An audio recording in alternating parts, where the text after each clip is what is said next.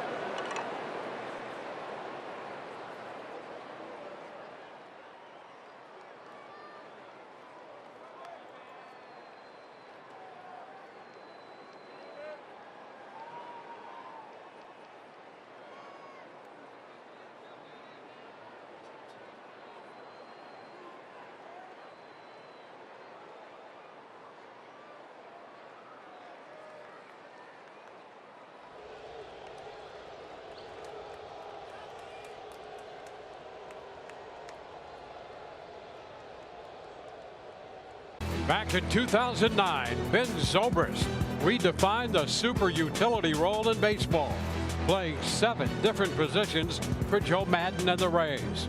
Fast forward to 2025, and Jose Caballero is on track to be the next Zorrilla, already playing 4 different positions in his first 8 games of the season.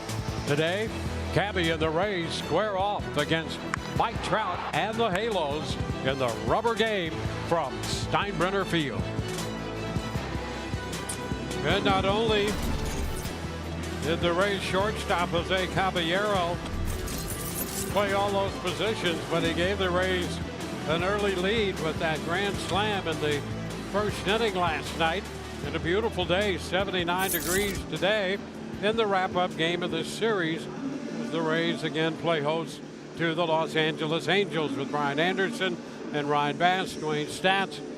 Great to have you looking in for the wrap-up game of the series. First of 4 series on this homestand, and have to be prepared. Yeah, I was going to say, what is happening down there? The 2 best eye blacks on the team. Christopher Morel, I mean, one more, he could be Peter Criss. Just go with the Catman out there in left field. Caballero, he's got the 2 similar lines down. Yandy Diaz will smear it on pretty good. These guys are getting ready to play, looking to try and go out here and win another series at home.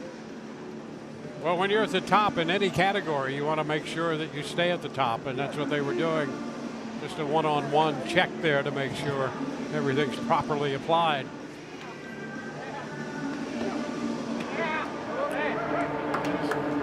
Let's take a look at the starting lineups, brought to you by your local Ford dealers. The Angels will have Taylor Ward to lead it off, Luis Manifo, and then Mike Trout, the DH, hitting third.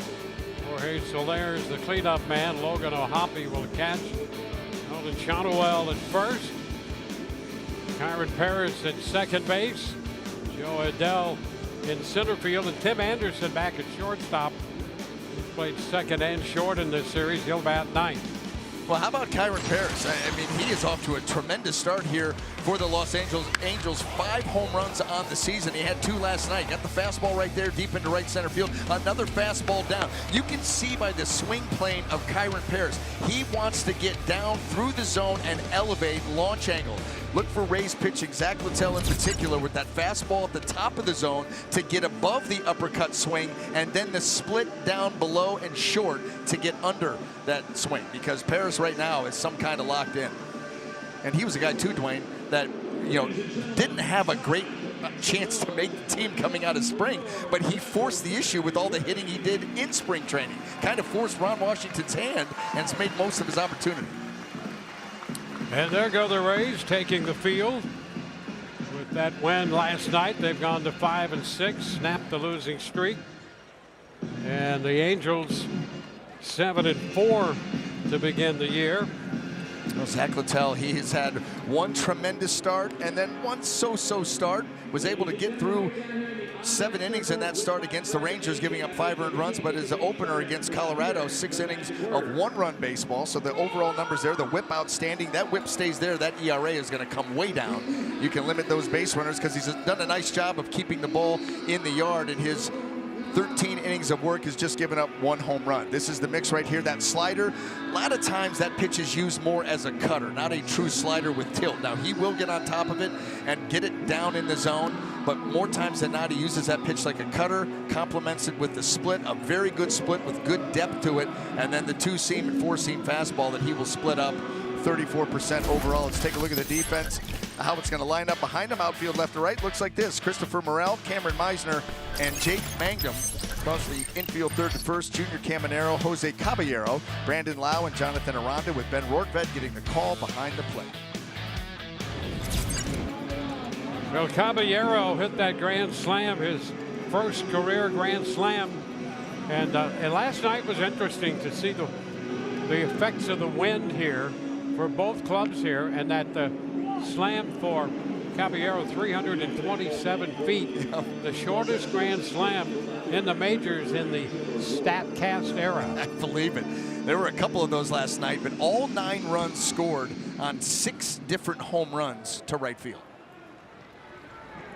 And we are set to play ball this afternoon. Taylor Ward stepping in. And Zach Littell with the first pitch, and a little bit wide. Malachi Moore calling the balls and strikes.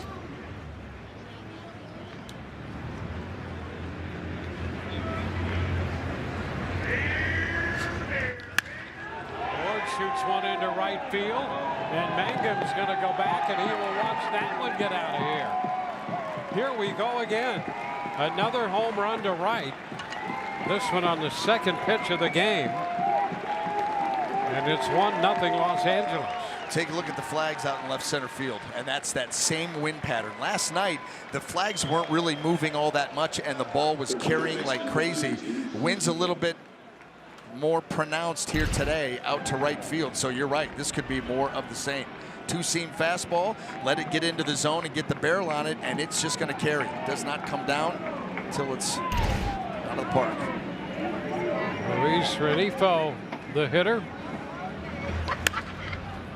This one airborne, but a popper on the right side on the infield, and it's caught by Brandon Lau. This is something to keep your eye on. You would expect both of these offenses to be out there swinging early.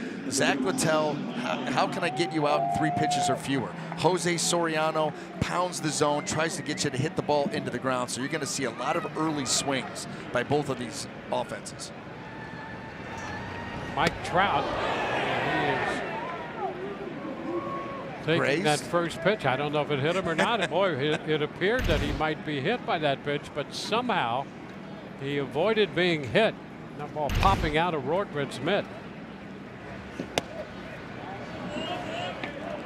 Did you ever see the video when Albert Bell got hit by a pitch, legitimately hit by the pitch, and said, "Yeah, I'm not taking my base. I'm standing right here." Got into a hole. Yep. That's a good clip. 2-0 lifted into center. Meisner to his left makes the catch. So 2 outs following that leadoff home run by Taylor Ward. I think he even had some words for the catcher. Turned to him and said, "You tell him to throw the ball over the plate, or we're going to take care of business." That was good. Old-time baseball. Just a different mentality altogether. Jorge Soler. And the pitch is down. And if Albert Bell was in listening distance, you would say, but there's nothing wrong with that. No, that was the norm for him.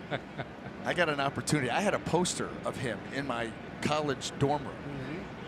And a few years later, ended up playing with Cleveland and got to play with him for a season in 1996. Yeah. And what a teammate. What a teammate. Didn't particularly care for the media. Didn't particularly care for some of the fans. Boy, he loved his teammates. He was something. There's a strike, 2-1.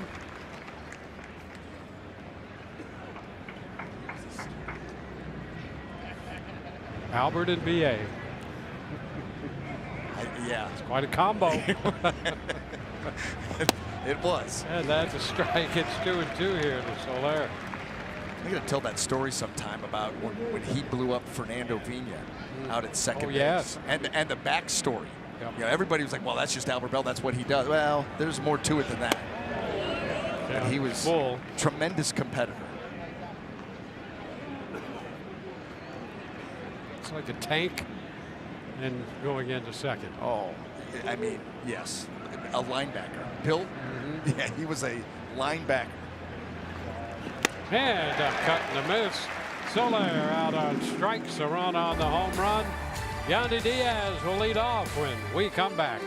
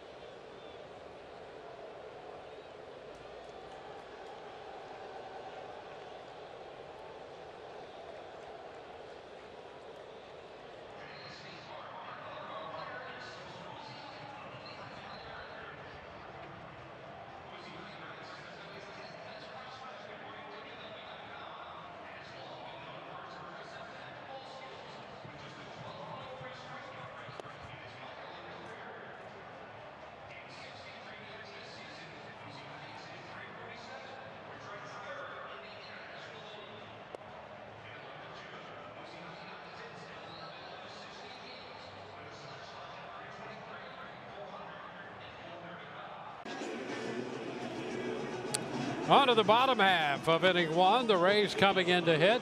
Lineup brought to you by your local Ford dealers. Yandy Diaz DHing, followed by Brandon Lau, and then Junior Caminero, Jonathan Aranda, Christopher Morel, and Cameron Meisner in the heart of the Rays lineup. Jose Caballero hits seventh. Jake Mangum in the eighth spot. And Rortvedt will do the catching. Well, taking the mound this afternoon for the Los Angeles Angels, it's going to be right-hander Jose Soriano. Season numbers, very good whip once again at .97, 14 strikeouts, 5 walks, turbo sinker.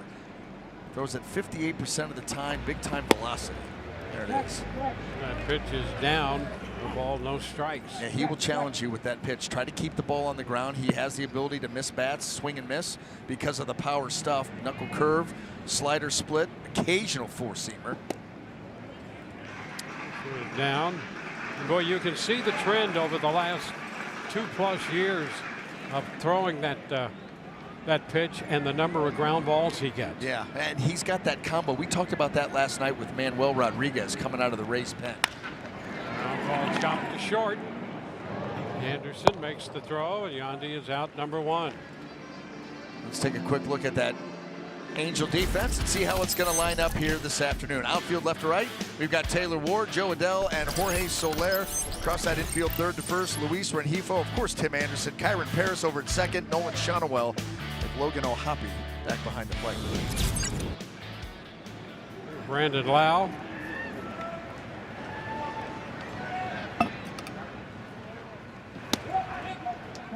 There's that two-seamer again. And getting back to that point, Wayne. He's got that combo, as we talked about with Manuel Rodriguez, the ability to miss bats and get strikeouts when he needs them. And a lot of the contact is on the ground. So you stay away from a lot of extra base hits, a lot of home runs given up. Fly ball into left. Wards have to angle back, and reaching up as he hits the track and makes the catch. A little down and out pattern by Ward to catch that ball. Now, Brandon thought that he had an opportunity there, and he certainly did hit that ball hard deep into left center field. Two-seamer stays up, flattens out a little bit. That's the thing. You want to see that pitch with elevation. It's not going to have the same depth. Put a good swing on it, but Ward able to track it down. Junior Caminero.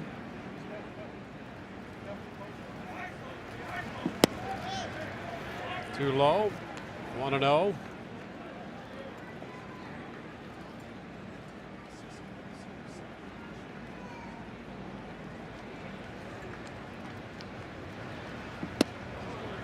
That's in the zone. 1-1, 75 degrees to start play.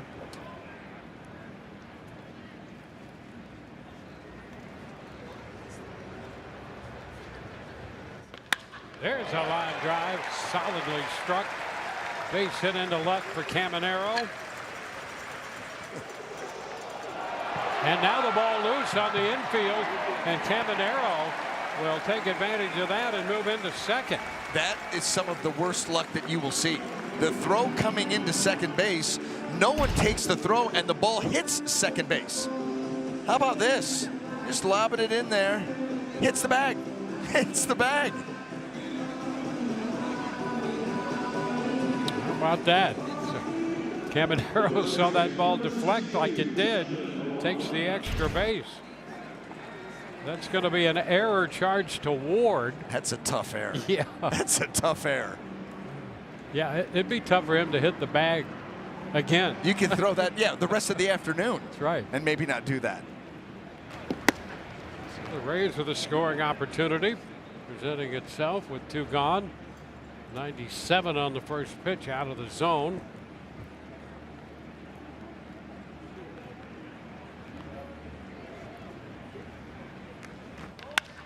On the ground to second. Harris up with it. And the Rays get a hit, leave a man, and we're through 1-0 LA.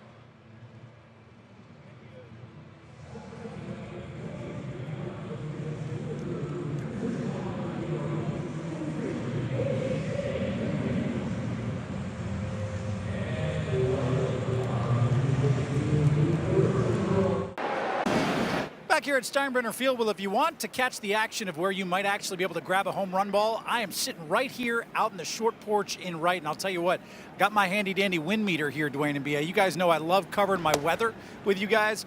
Wind speeds right now 4 miles per hour. We've got wind gusts of about up to 7, and we've seen that play a factor here in the last 2 games of this series.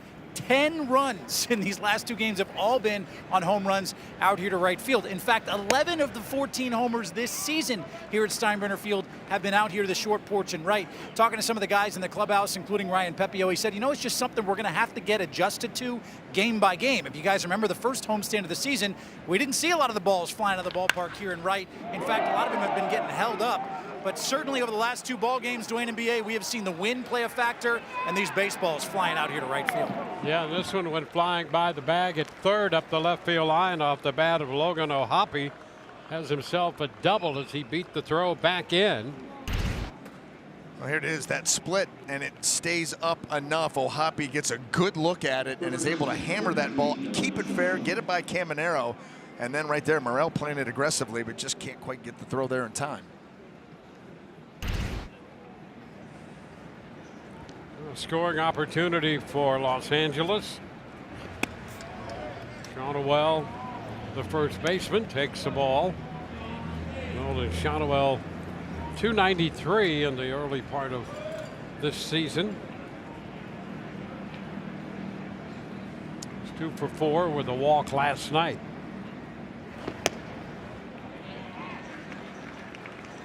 A 1-1.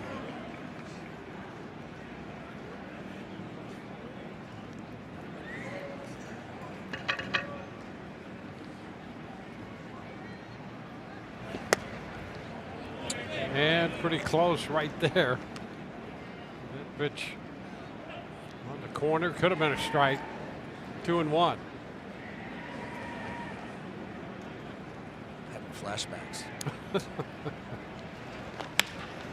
That's foul in front of both Porter and beyond. 2-2.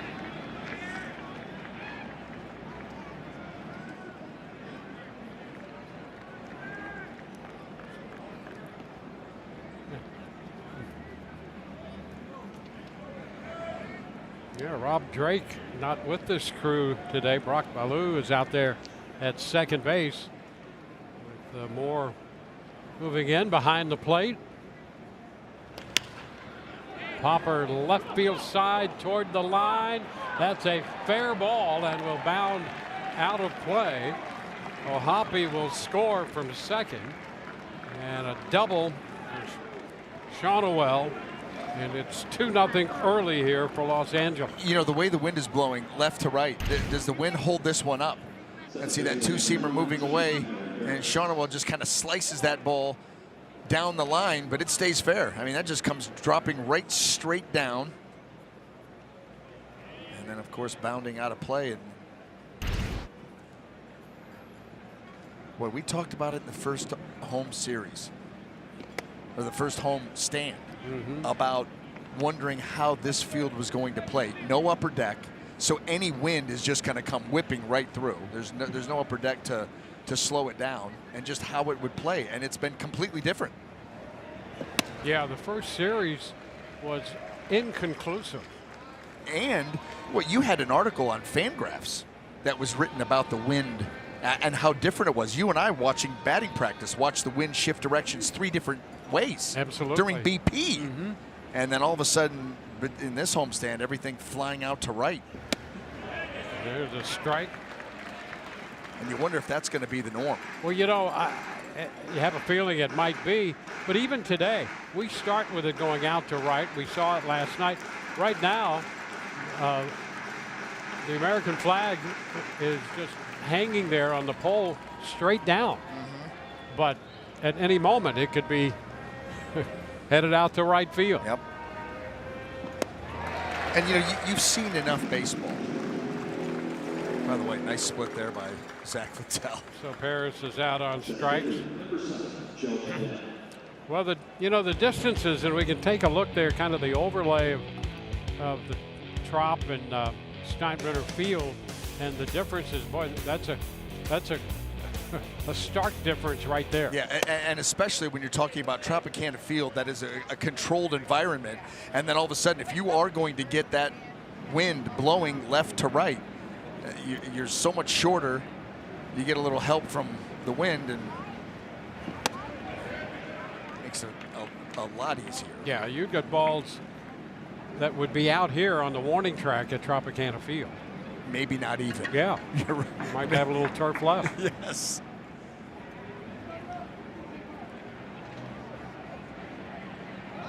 Runner takes off, and the pitch is skied to right. That's going to send Mangum back in front of the wall to make the catch. And back to second base goes Shonowell. He had a full head of steam on that break and had to get back. And Adele is out number 2.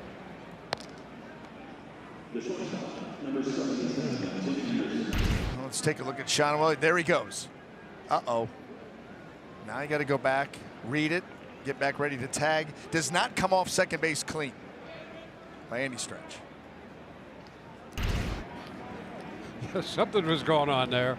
That was the best possible ending for him. Here's Tim Anderson taking a strike.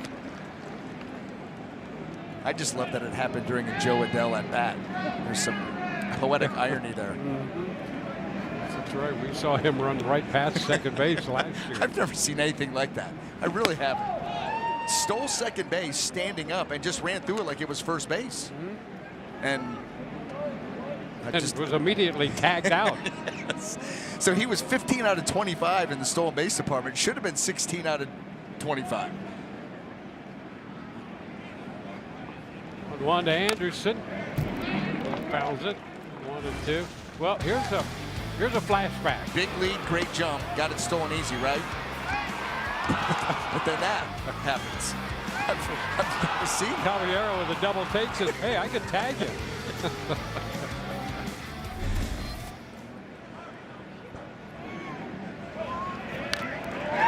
And a foul right there, enough of it to stay alive. Still 1 and 2. We talked about him in the pregame show. You know, the Kentucky High School Player of the Year back in 2017, first round pick, 10th overall by the Angels. AAA 2 years later, big league debut of the following year. Sit down the right side, going to be out of play.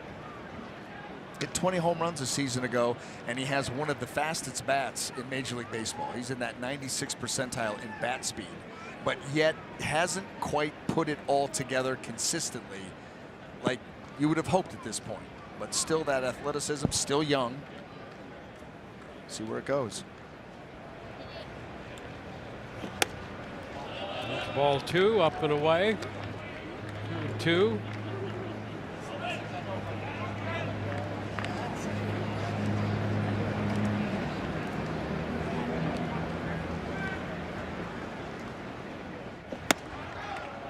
Oh, Littell thought he had the strike zone there. Instead, the count is full. Close. And you see Rortvedt setting up out on the edge, trying that backdoor fastball, and just not enough movement to get it to the corner. And now getting time granted. Anderson stepping out.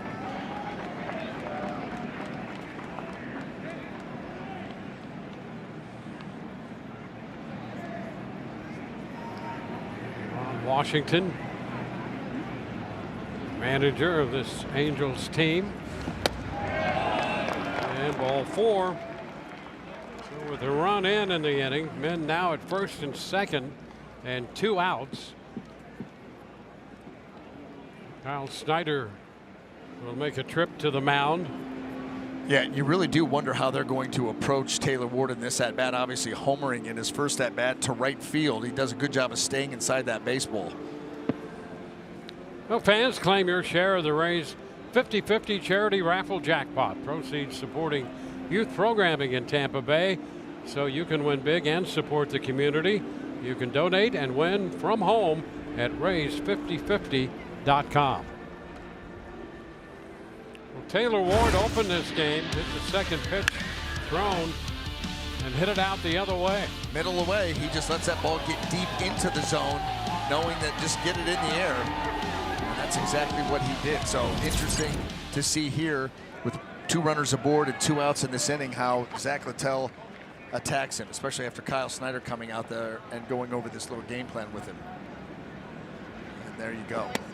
That's what you're thinking. Taylor Ward, we've watched him all series, letting the ball get deep in the zone and trying to shoot it the other way. If a guy's going to do that, rush the fastball in on him. Force him to make a quicker decision. And maybe that opens up the outer half later in the count. That first pitch was a borderline pitch. Called the ball, and now there's a strike out over the plate. 1-1. It's been a theme. There it is, 25 strikes to, well, 25 pitches in this inning, 12 in the first. Talked about how efficient Littell has been. The tapper is foul, 1-2. It's 13 pitches an inning on the season coming into this ball game and getting worked a little harder here in the second inning. Yeah, twice as many pitches in this inning. Yeah.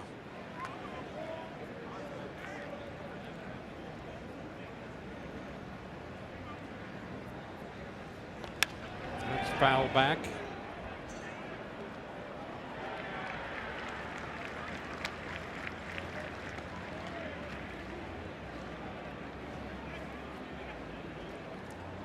Oh, this is how I caught it.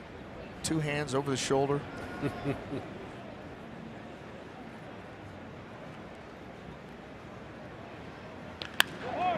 Just outside the bag at third.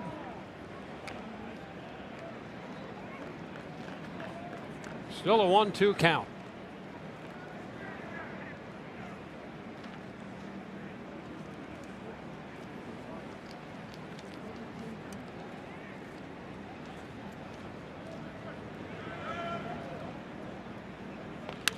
On the ground is short.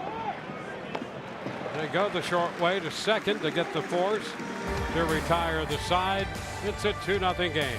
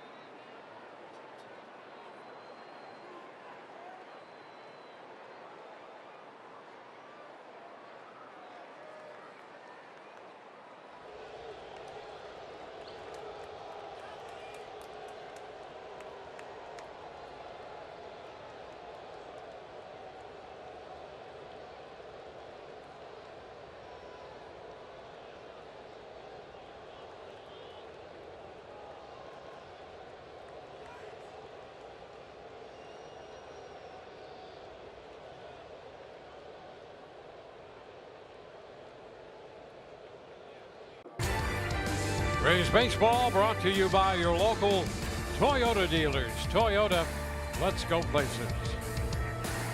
Rays coming into bat in the bottom of the second inning with Christopher Morel leading it off. After that fastball, that's 97, fouling it, strike one. 97, and he gets a ton of depth with that pitch. Yes, he does. 5.5 inches more than the major league average at that pitch type and that speed. So that's why he called it turbo sinker. And when he keeps it down, there's just no chance for you to elevate it. Yeah. You have to hope that he elevates one like he did with Brandon Lau, and he hit that ball hard in the air to left center field. But if it's down, you can't get it in the air.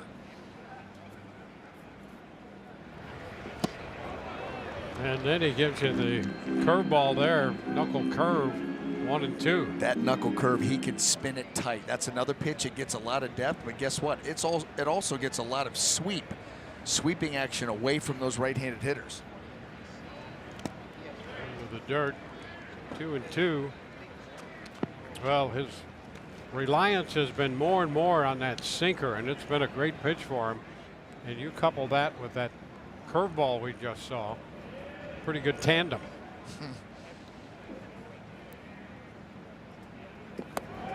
And that one just disappeared. That might have been a slider, a little crisp break to it, not sure. And think about that. So now you get this pitch right here where he's able to take with good velocity down and away. You've got the turbo sinker that's going to work its way down and towards the right-handed hitter. That pitch moving away, the curveball at a you know, lower velocity but more depth. You got a lot of great weapons. Starting to be able to control them. Herman Meisner, that's a strike. Comes in hitting .385 with a homer, 3 doubles and a triple. That's the other thing he does is watch the hand as it comes out of the glove, how he tucks it behind his body. So not only does he give you the plus stuff, but he tries to hide the baseball from you as long as he possibly can. That hand comes out, it darts right down behind his thigh. Can't see it until right there, until release. You can't follow the hand, can't follow the ball. 3-1. Yeah, he's got that glove coming toward you, and then from out of nowhere comes the pitch.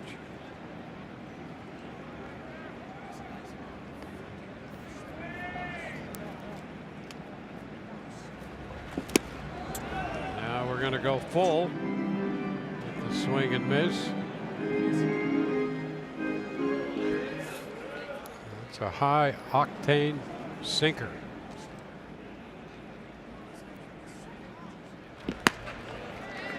It's upstairs for ball 4.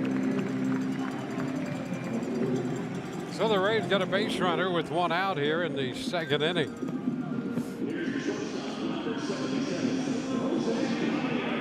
And Jose Caballero steps in.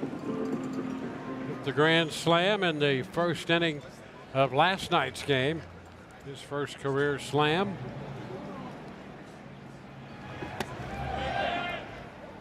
One and 0.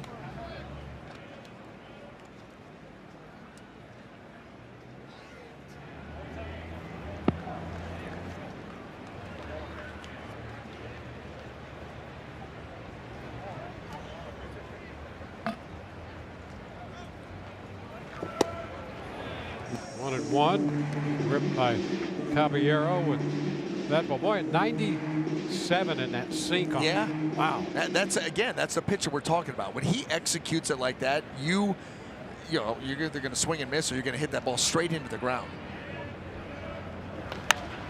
Which, by the way, that's exactly what Soriano wants to have happen. What he doesn't want to have happen is this right here. Bases juiced for Jose Caballero last night, 1st inning. Yusei Kikuchi. Middle away, get it airborne, and we learned quickly that that ball was going to fly. And that one, 4 runs for the Rays, and they would hold on for a 5-4 victory. Yeah, you say Kikuchi, I say Kikuchi, and the Rays beat Kikuchi last night. That slam by Caballero.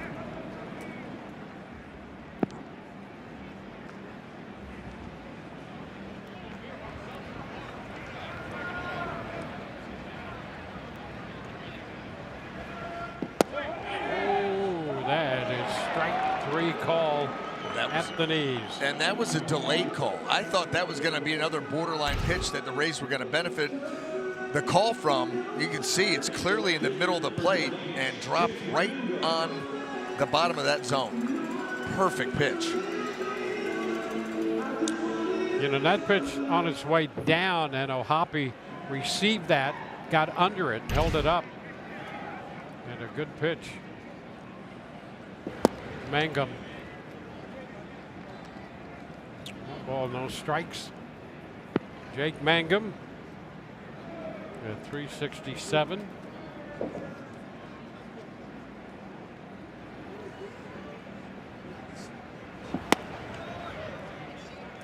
Down.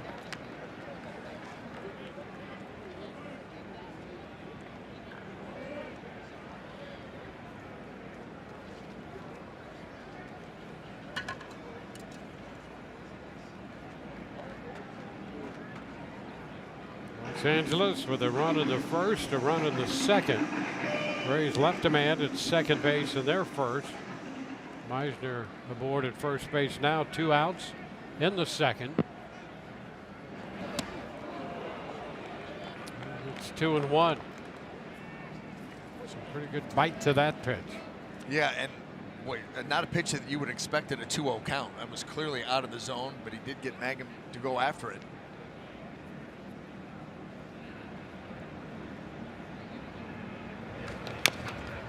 And a little tap foul, and the backswing got a piece of that as well. Double tap. Pitch moving away, gets on top of it. It's not easy to do. I mean, you could take that on the road. Bring Very Taylor difficult Ward to in do. to throw balls from left field off second base. Yeah. Get charged for an error Yep. for it, for your efforts.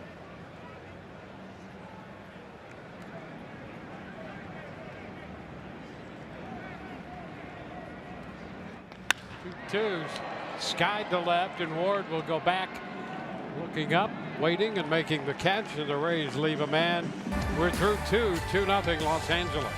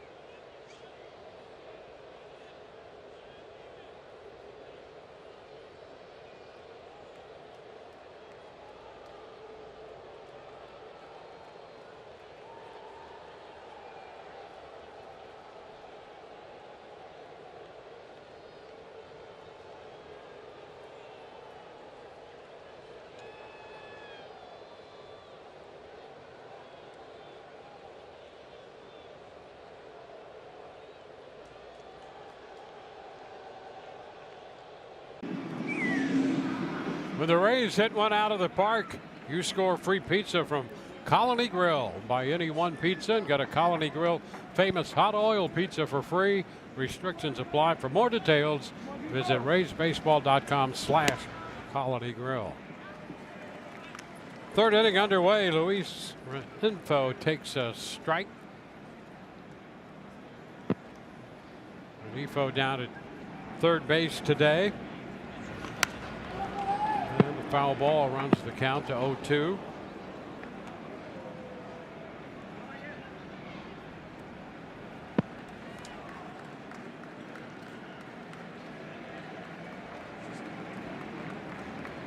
Souvenir for that youngster.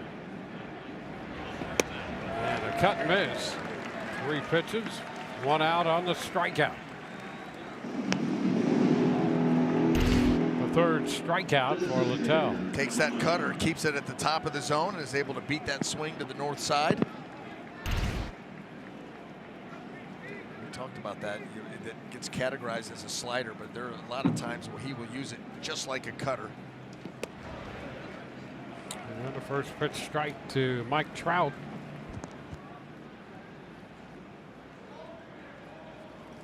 Throwing at a walk and a single last night, on a couple times in the first game with 2 walks, and there's a liner right at Brandon Lau. How about that for a game plan? Here comes Mike Trout. I'm just going to go fastball right in the middle of the plate at 91. Let him hit it right to my second baseman. But that's kind of the way that Zach pitches. I mean, he's a guy that really, he wants to go out there and make quick work of you. Be efficient to allow him the opportunity to get deep into a game. Soler pitch a little bit wide. And by the way, after that, all the work that he had to do getting out of the second inning, that pitch count getting elevated, he really wants to go out there, pound the zone now, and get that count back in order. It's outside of third, 1-1. 12 pitches in the first and 29 in the second inning.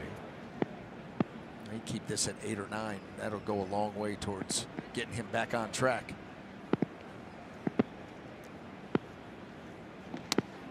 And pretty close right there, but off the plate. 2-1. 8 pitches right now in the inning.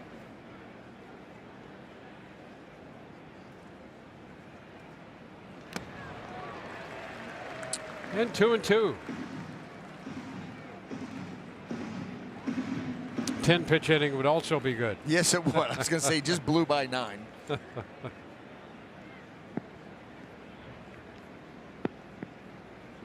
Oh, that is strike 3 call on that inside edge.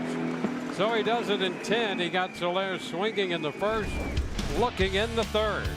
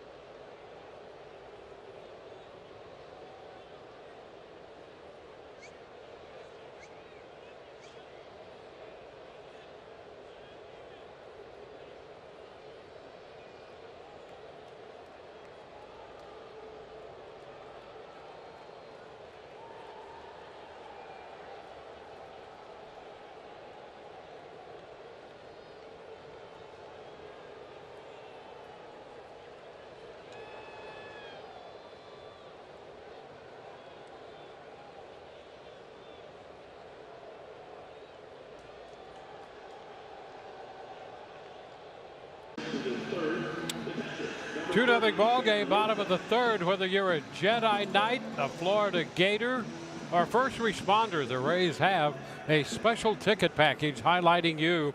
Special ticket package is on sale now. Just view the full calendar at RaysBaseball.com/ticket packages. That is quite the group right there. Covers a lot of ground. It does. You know, The count to Rortvedt. and there could be somebody that checks all 3 boxes. First responder that went to Florida, University of Florida. Yep. Yeah, there should be something special if you can combine all 3 of them. Yeah. Rortvedt pushes that one. He got Soriano off the mound, and the flip to first in time. Well, let me tell you exactly what Rortvedt is trying to do there. And it's a good idea, but you've got to get it by the pitcher, because when you take a look to see how the defensive setup was, you can see the third baseman right here well off the bag, and so you want to get that bunt going this way and just get it past the mound. You get it past the mound, it's a base hit. Problem is, didn't get it past the mound. Couldn't get inside of it enough, and Soriano able to track it down. Now Yandy takes a strike. Yandy out short to first in the first. I think Ben was listening to the broadcast the other night. Yeah, ground ball short.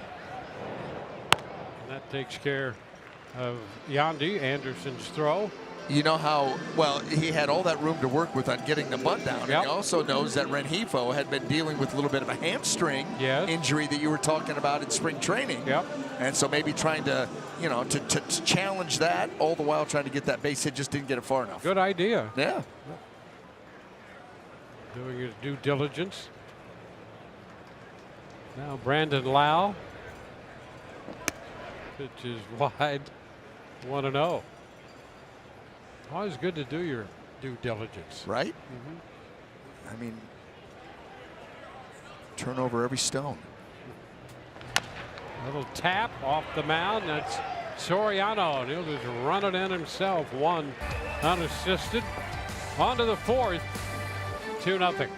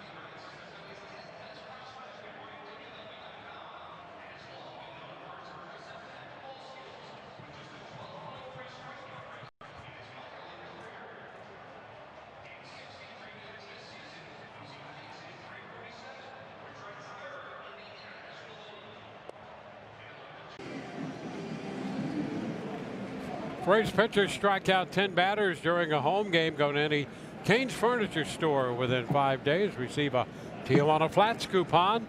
Visit CainStrikeout.com.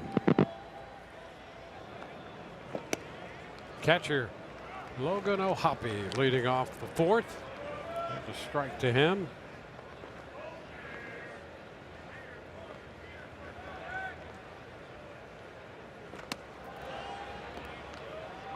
Zach Littell with 4 strikeouts through the front 3 innings. Touch for the double by O'Hoppe in the second inning. There's the jump on him now, 1-2. Yeah, got the call right there. That looked to be off the plate away, but that was another one of those comeback two-seamers. And this one, Malachi Moore went for. On the ground to short. Caballero up and out with the throw, and a nice backhand scoop there by Aranda. Yeah, that ball, look at Caballero, not real happy either. Fields that ground ball, just did not get enough on the throw. He's not real thrilled, but he gets a little help from Aranda over there at first base. Pretty routine, and it just dies on him.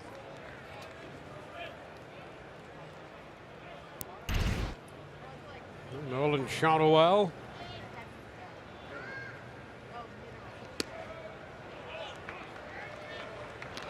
Strike one. He's from across the state, Boca Raton. Played baseball at Florida Atlantic University.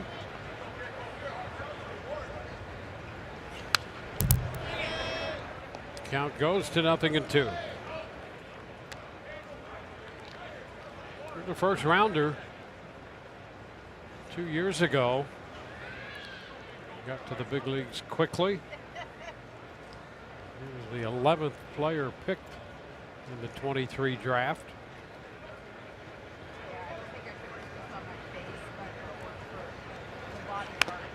He was in 100, just under 150 games last year. Hit 250 with 13 home runs. He also stole 10 bases.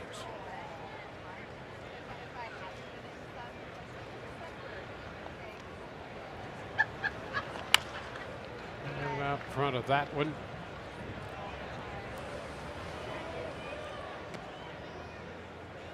How about this? Making the MLB debut of the draft year, Sean O'Well, Danny Goodwin, and Brian Anderson. Yeah, I was ready. Yes. Yeah, I was ready. I remember pitching my final game in college against Eastern Illinois. Yep. Against Eastern Illinois in our conference tournament, and then 2.5 months later, coming out Toronto at what was it, Sky Dome back then. 52,000 people, and the first hitter I faced is Paul Molitor. So we go from Eastern Illinois to Paul Molitor in 2 months. How we doing? Yeah. That was that's quite the adjustment.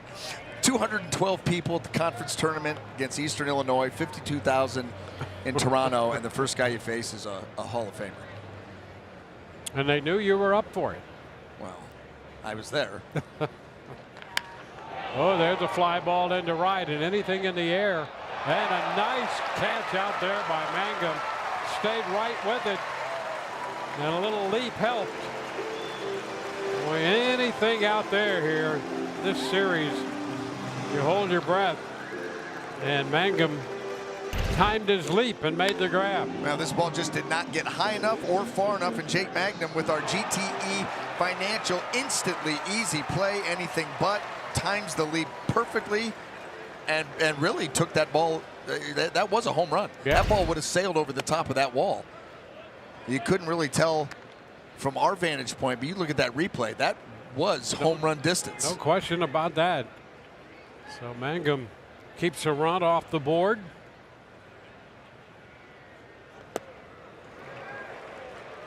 He doesn't get cheated. There. No. We've seen that all series long. I mean, he has got into some balls in this series and driven them to left field, deep out into right center. Big swing, big uppercut swing. He has 5 home runs and was after number 6 on that swing.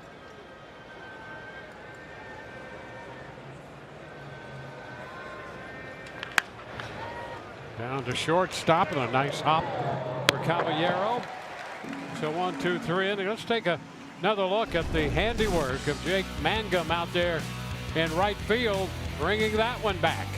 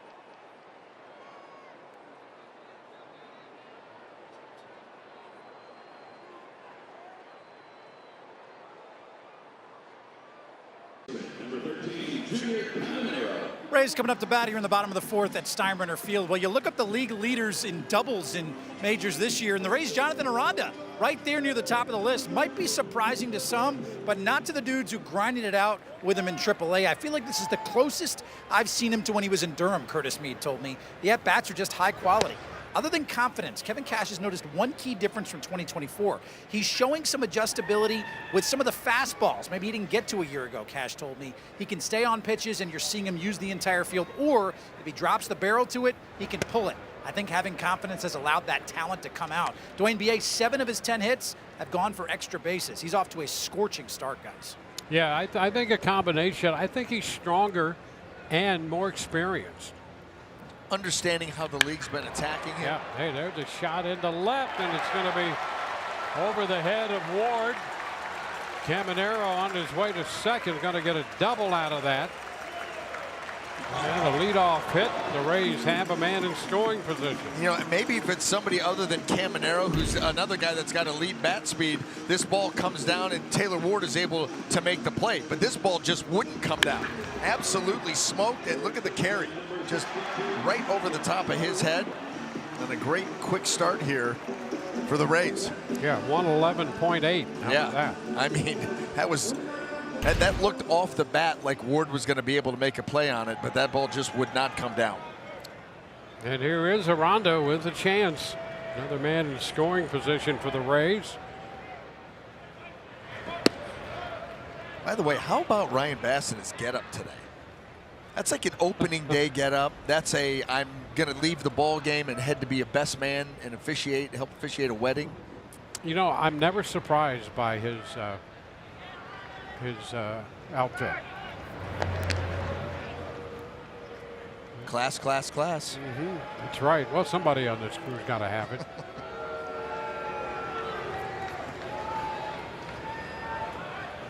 Rays trying to get on the board.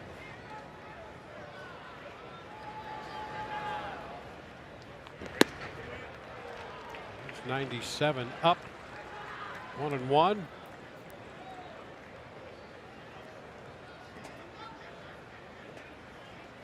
Each team has stranded 2. Rays a man left on in the first, 1 in the second. Ground ball, that's going to go through into center field. Caminero is going to score as Jonathan Aranda gets the job done. Rays on the board. That makes it 2-1. Well, continues to swing a very productive bat. Ryan Bass just talking about that, how well balanced he has been at the plate, letting this two-seamer work its way down into the zone. And yeah, he hits it on the ground, but he hits it right through the middle of the field and strong enough to get it into center. Here comes Junior. Rays have the lead. Christopher Morel, the hitter, takes a strike. He's been impressive. Hitting the ball the other way, right there using the middle of the field. They talked about being able to drop the barrel on it and pull the ball on pitches that are middle in. 1-1. Think about that one he got in Texas against DeGrom. With that fastball, just kind of middle of the plate, put it off the foul pole and fair pole and right.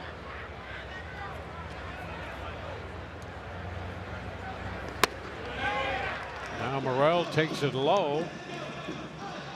It's 2-1. Soriano overthrowing a couple of these fastballs. Trying to put a little bit too much mustard on it.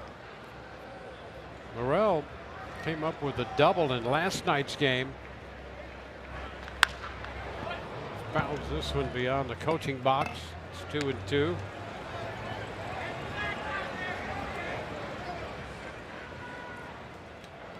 Aranda back at first, nobody out.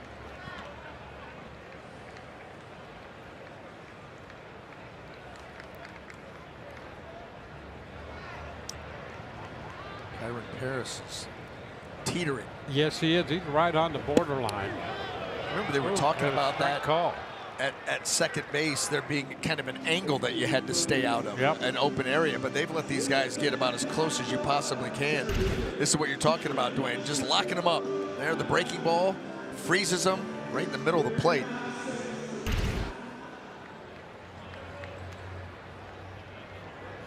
Now Cameron Meisner.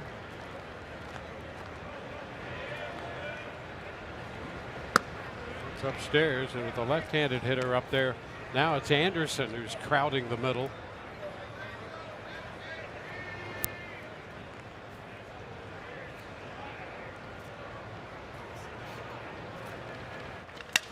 Broken bat, the ground ball to the right side. Out at second, over to first. Broken bat, double play ball right there. And that will end the inning, but the Rays get on the board. It's 2-1.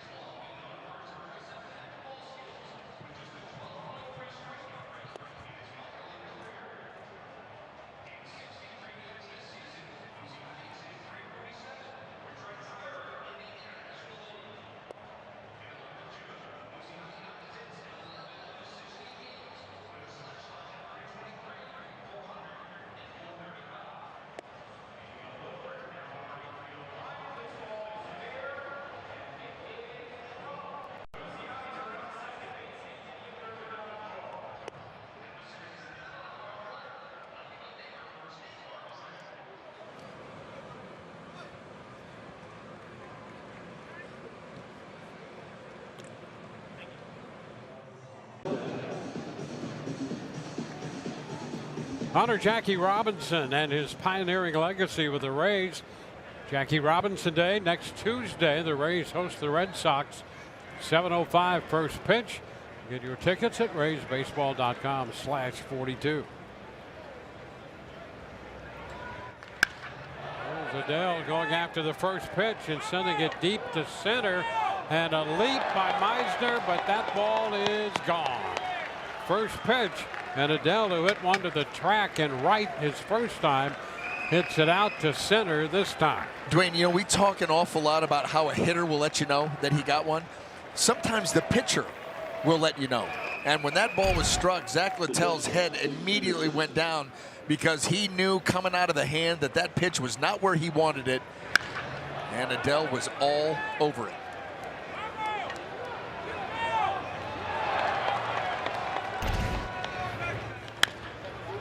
There's a chop, fair ball third, picked up by Caminero. Throw is not going to be in time. Ball popping loose from Aranda. Boy, what an effort down there at third base by Caminero. And that's going to turn out to be a hit for Anderson. Wrong guy running.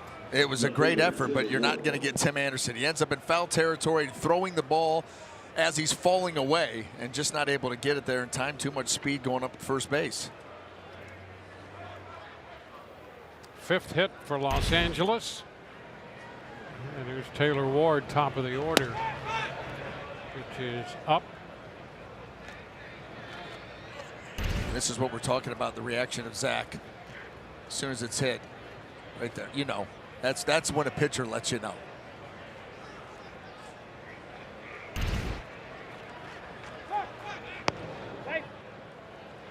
Anderson back in at first. He's one of one in the running department.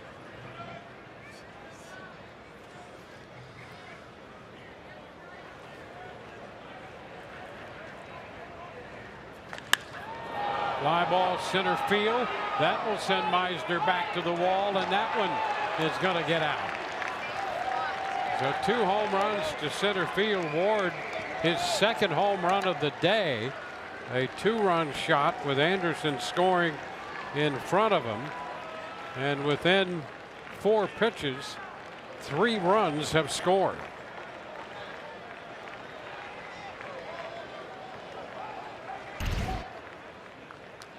Two-seamer, middle, and Ward right on it. Boy, head down, bat through the zone, everything on time.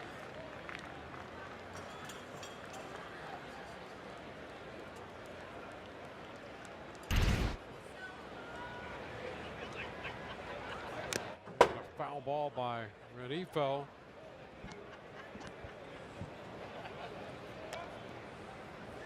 So 2 home runs by Ward.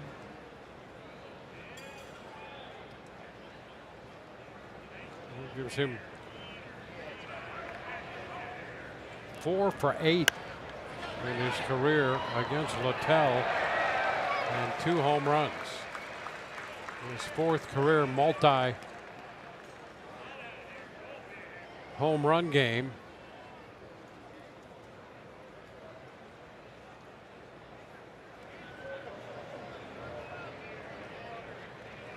Two strikes the count to Renifo. Takes a big cut, fouls it back. And it's 5-1 now.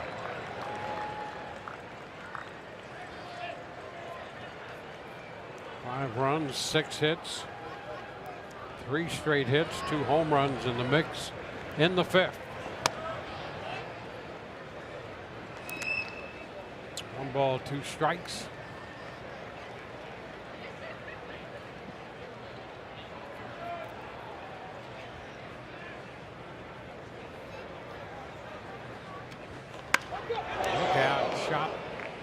Off the screening atop the Rays dugout right there.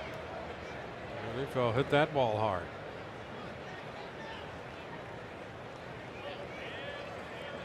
No problem as long as that screen is up there. Well, relatively new to all the ballparks in Major League Baseball. And a base hit's going to go into center field.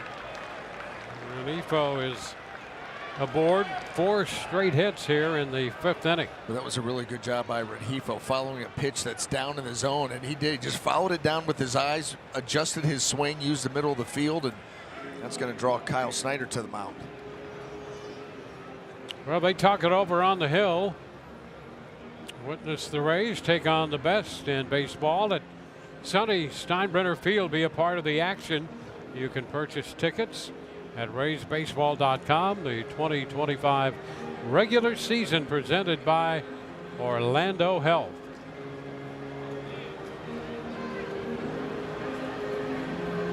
Here's the designated hitter, Mike Trout. Start to see some action down there in the Rays bullpen now. Mason Englert.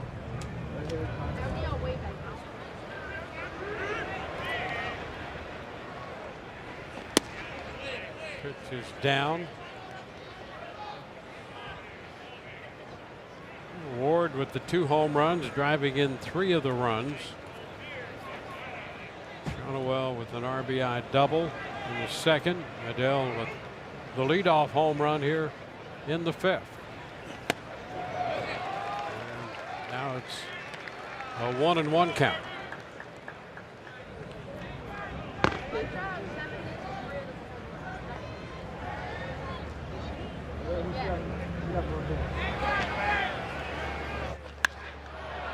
Fly ball up the right side toward the corner. That's a fair ball and gone. An opposite field home run, dropping over the right field wall. A 3 home run inning here as Mike Trout hits his 4th of the season. Look at the distance. Did you see the distance there? 320 feet. Two-seamer. He doesn't even catch that ball good. Not at all. Just got it in the air. A little pop up to right field, and it's going to find its way over the wall. So a 5-run inning, 5 hits, 3 home runs, and that's going to be it as Kevin Cash comes out to make the pitching change.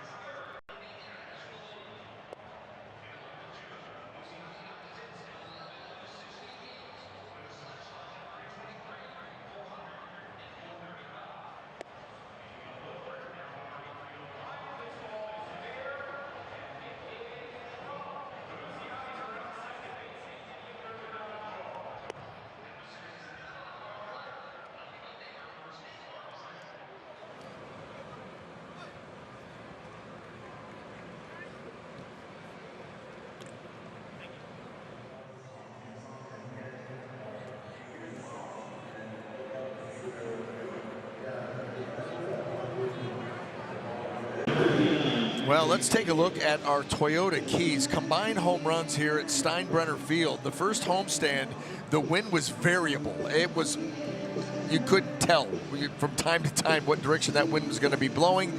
And in 6 games, 5 homers. This homestand, you're getting more of a left to right wind blowing out to right field, where it plays the shortest here at Steinbrenner, and so far 12 homers in just 3 games. And we're not even through the 3 games. That number could grow. Yep.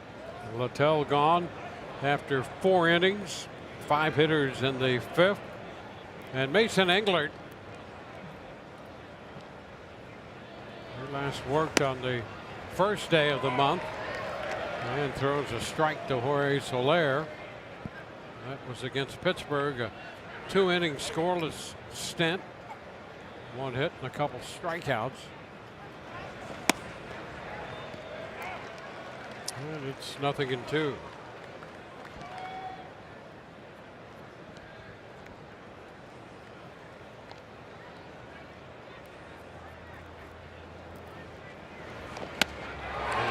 Reaching for that breaking ball. Missed it. Soler is out on strikes. Establish that pitch away and then throw one out there that's going to continue to move away from the hitter. And Soler really expanding the strike zone in that at-bat.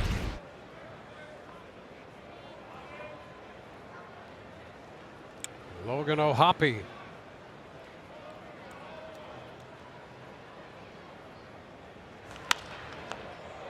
Popped up foul and headed for the stands.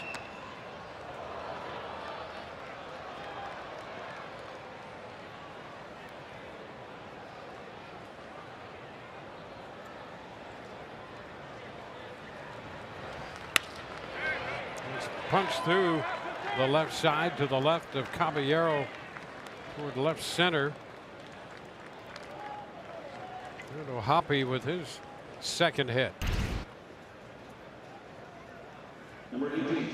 Stays right in the middle of the plate. And O'Hoppe, you know, he's a guy that's been swinging the bat very well for the Angels here in the early going, so he's not missing mistakes as of now. I had that 4 home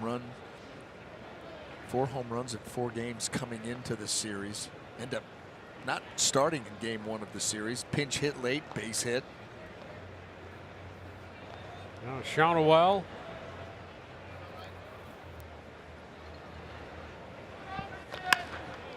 One hop out to second. Look to second, but the throw to first to Aranda.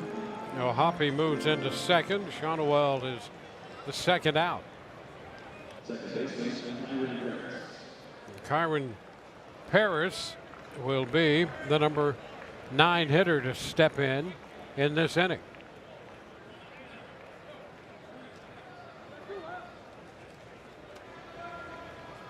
Paris with a strikeout and a ground out.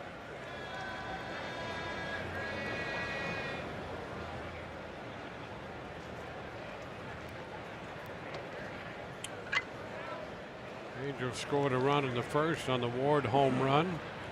Shonowell drove in a run with a double in the second. And 5 runs here in the 5th. Want to know the count? Liddell, Ward, and Trout have all homered in the inning.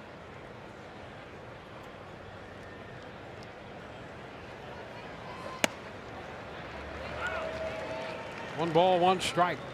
What strike zone starting to open up away from these right-handed hitters.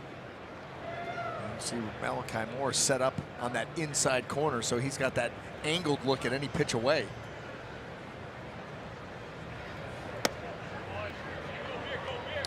Off the plate a bit there, 2-1.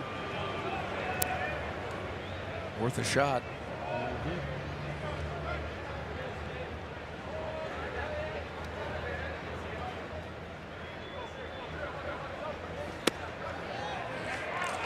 And that's strike 2. Yeah, all of those pitches away and just off the plate away. Oh, we're going to have catcher's interference. Oh. So catcher's interference on that pitch. Let's take a look. On a check swing, no less. A check swing. You can see the immediate point.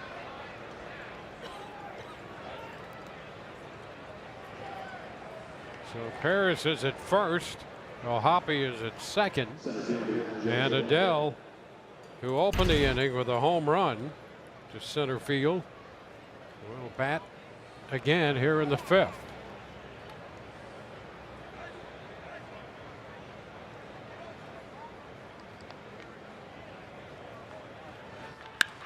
And a long one to left. That ball well tagged, and that's going to get out of here. Adell has hit 2 home runs here in the fifth inning. Hoppe and Paris will score in front of him.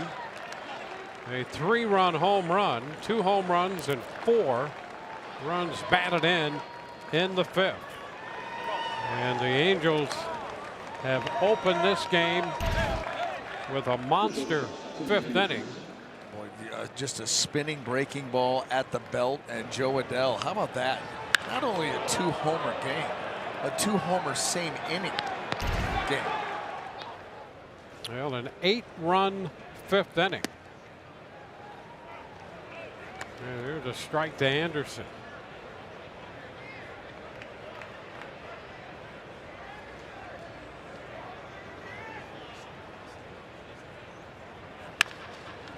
Ground ball short. Caballero goes to first. That retires the side. TV timeout brought to you by your local GMC dealer.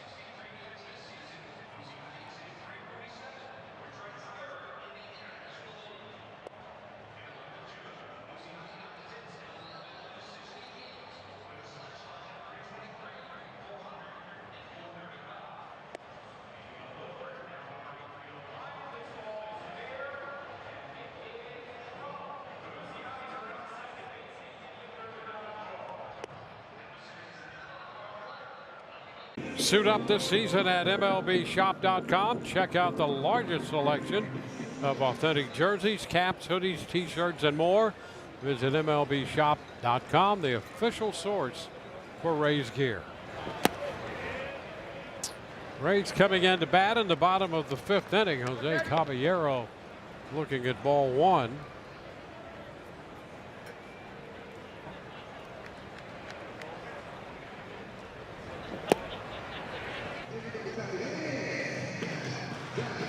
Two and 0.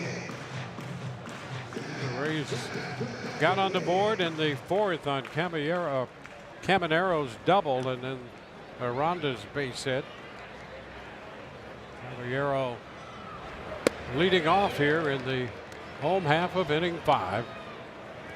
He's up 3-0 in the count.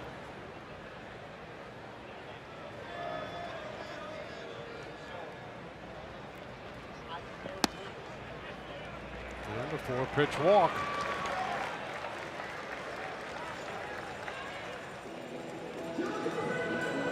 Los Angeles, a single run in the first, single run in the second, and 8 runs in the fifth. You know what this visit is? Do you see what the score is? Do you see what the score is? It's 10-1. It's the last thing that you wanted to see. And the Rays have an awful long way to come back, but you've got a 9-run lead, a 4-pitch walk to start off an inning. Ron Washington not going to handle that very well. So Barry Enright departs the mound.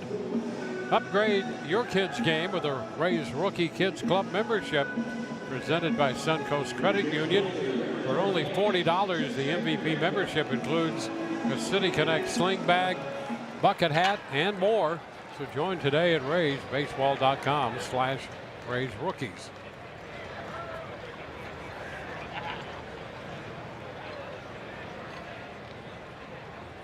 Jake Mangum down to third, double pump, and the throw to second, one safe at first.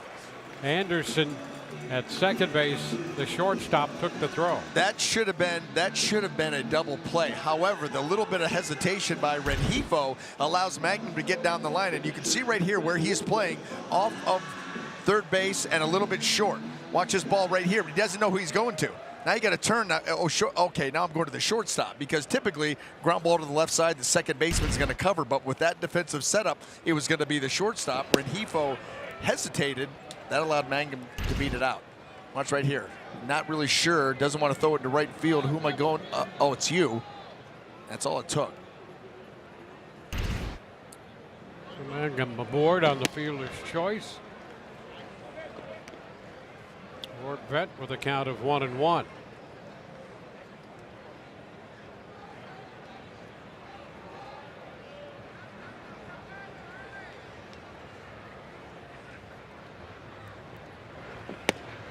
That's the thing too. You can't blame Rengifo for that hesitation. Yep. It's a different defensive setup. The last thing you want him to do, field it, turn, throw, and there's nobody there. And all of a sudden now inning starts to get interesting. 3-1. You know, and it does bring up an interesting topic, and that was unusual when you have something of a relay throw, and where that is, you know, it almost becomes a geometry issue. What's the most efficient way to go? And you look up and you're used to a second baseman there, and he had a double pump. Ron Washington double pumping right now too, seeing another walk on the board here. Yep. Another free base runner. They already sent the pitching coach out once.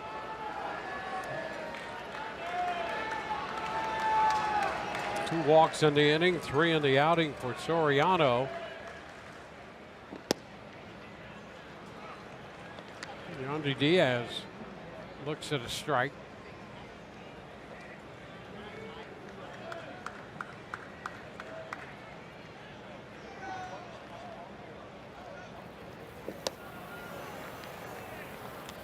Two.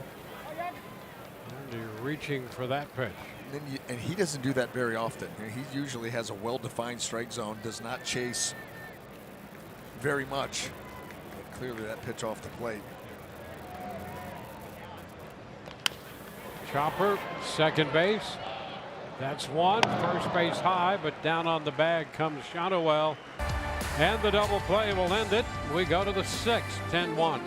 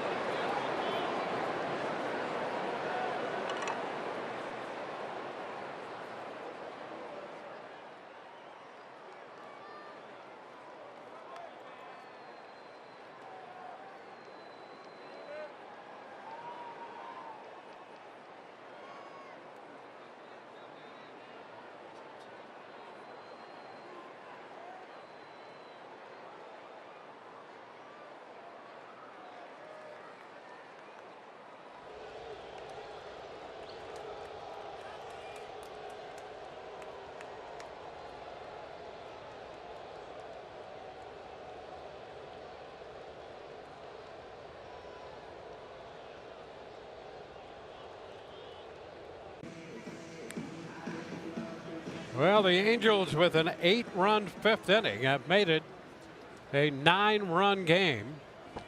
Mason Englert out there to work the sixth. Taylor Ward, top of the order, leading off the inning. The pitch is in there for a strike. It's been a 2-home-run day for Ward.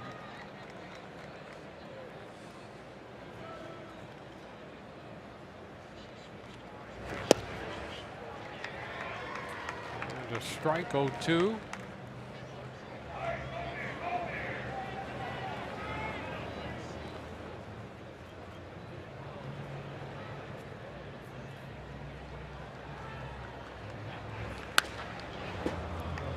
Foul.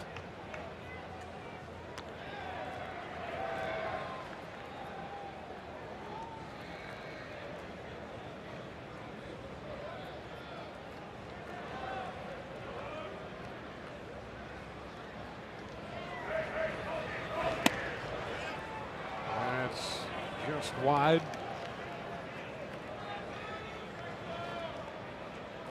A ball, 2 strikes.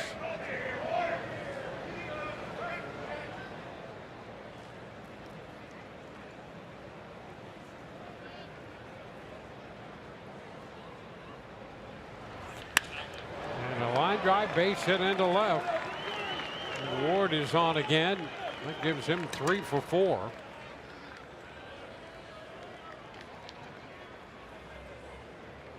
Third baseman, Luis Rengifo. There's just been far too many pitches that have been left in the middle of the plate today. And you got to give the Angel hitters credit. That right there is being able to stay on that pitch, stay back long enough to get the barrel to it. They have not missed them.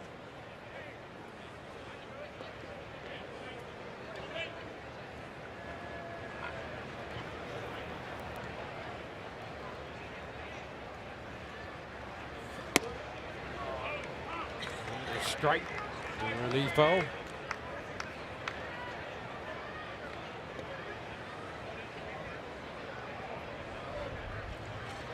11 hits for the Angels. First time the Rays have allowed 10 or more hits in a game this year. Into center field. Meisner right there, back a few steps. And that's out number 1.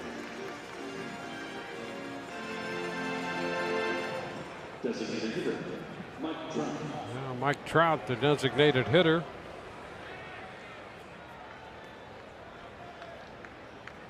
He got involved in the home run barrage. 2-run homer in the 5th.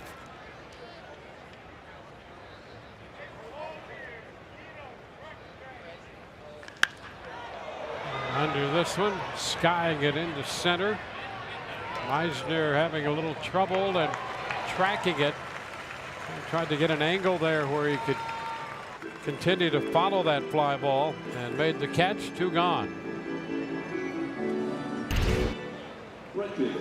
Looking right up into the sun. Good job of staying with it.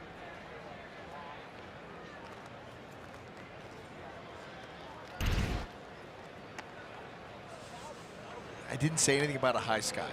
There are clouds up there for perspective, but it is sunny. Yes, it is. This is Florida. Ray Soler takes the pitch down and away.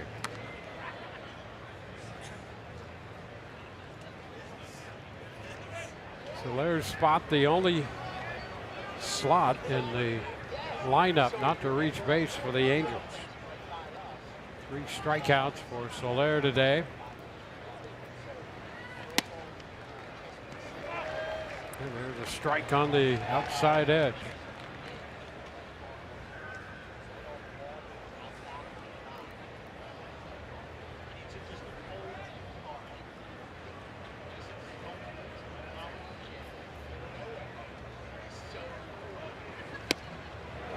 One and 2.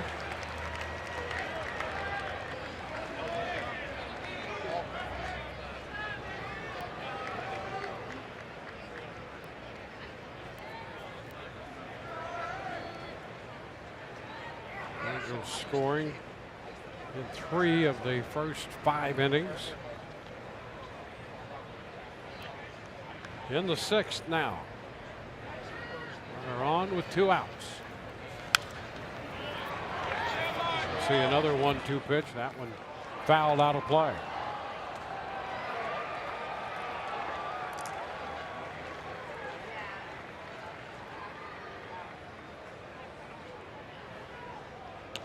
Well, the Rays came into this game 5-6 off of last night's 5-4 win and snapped a 5-game losing streak in which they had scored just 14 runs. We have a run on 3 hits today, and the Angel bats have exploded with the long ball. 10 runs, 11 hits. 2-2 now.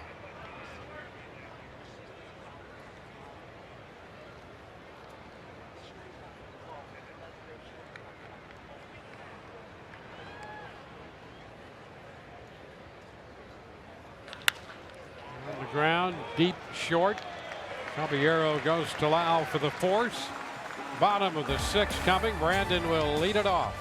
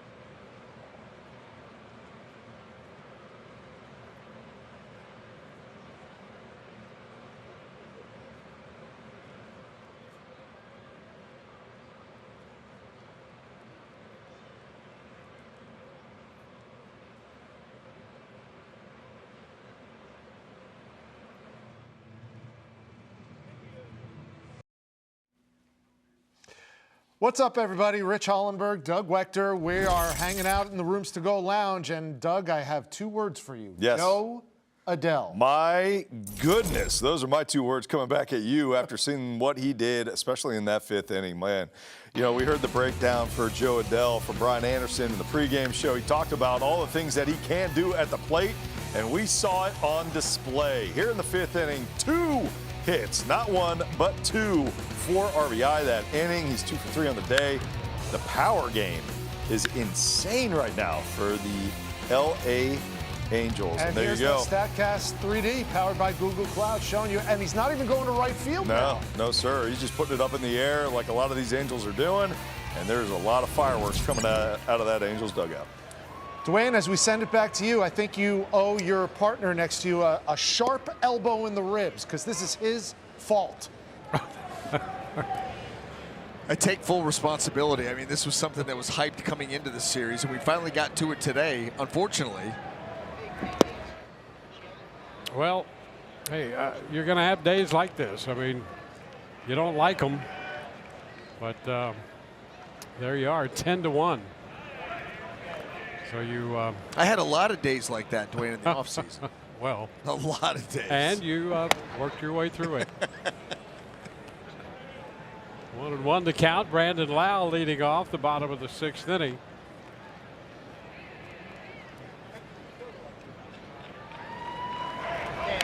Wave and a miss, 1-2.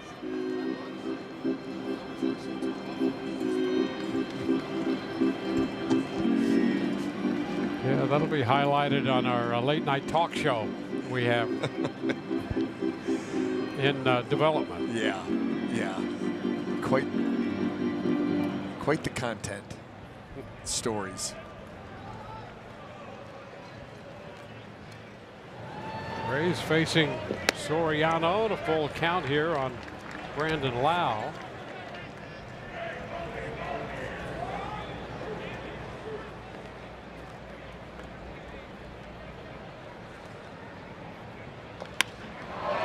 ball lifted into center. That's going to fall. A big hop in front of Adell. Brandon Lau has himself a base hit. On base for the first time in this game. Right there at the knuckle curve, he's trying to throw it for a strike. Look at those, the eyes of Brandon. Watch how he follows that ball into the zone and then just puts it into play into center field. Rays off to a quick start. Like we talked about that last half inning. I mean, they've got a long way to go.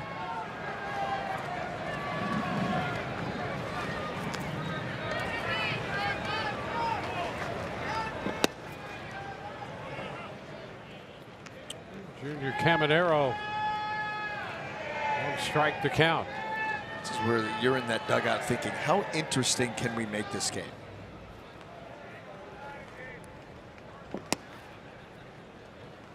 One and one.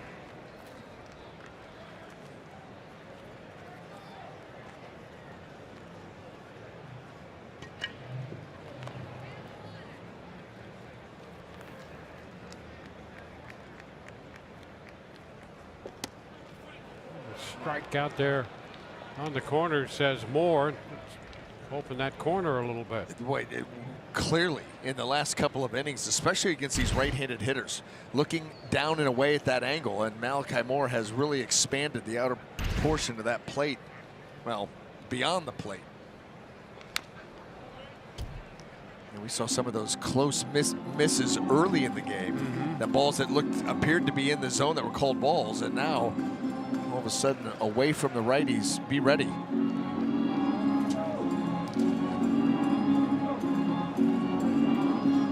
Wilds at first. Caminero behind in the count. Soriano approaching the mid-70s in pitch count in his third start of the season. And he gets a wave and miss on that curveball, and he strikes out Caminero. Well, that pitch has so much depth, and he spins it so tight because it's that knuckle curve. He gets that index finger away from the baseball, and he's just spinning it over the middle finger. So you're able to spin it so tight, and with all the velocity, he's able to get that much more depth.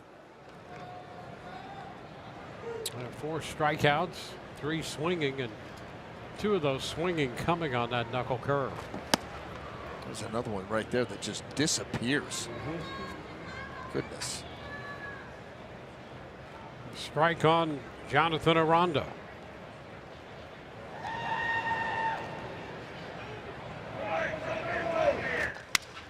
Ground ball right side.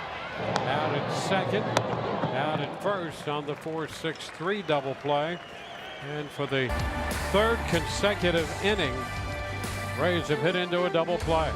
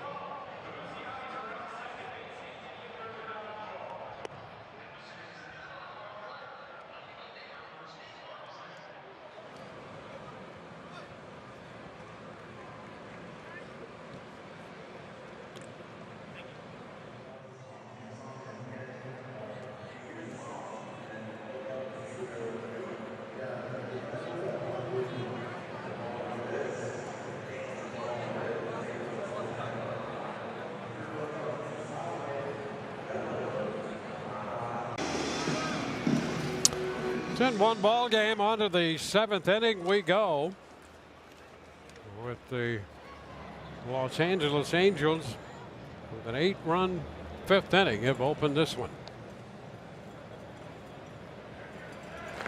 Logan O'Hoppe fouling away the first pitch. He's 2 for 3.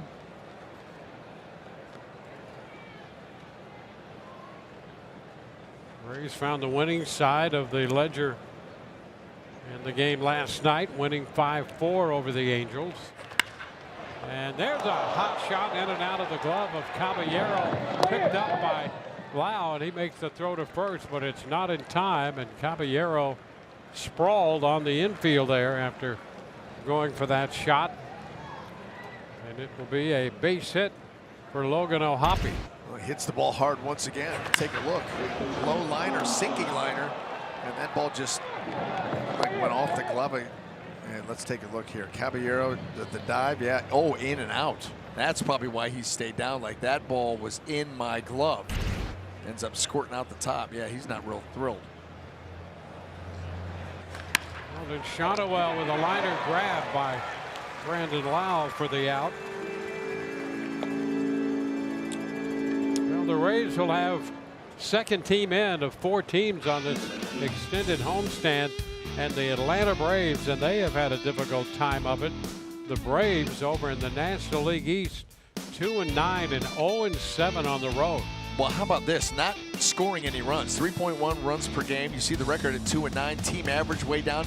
When they have had a lead, they've not been able to finish it off. 4 blown leads that led to losses. So it has been an awful start here for Atlanta. But listen, there's a track record with that team. There's a track record with that organization, and so better be ready to play. Yeah, that's a Friday night game, and then Saturday, Sunday.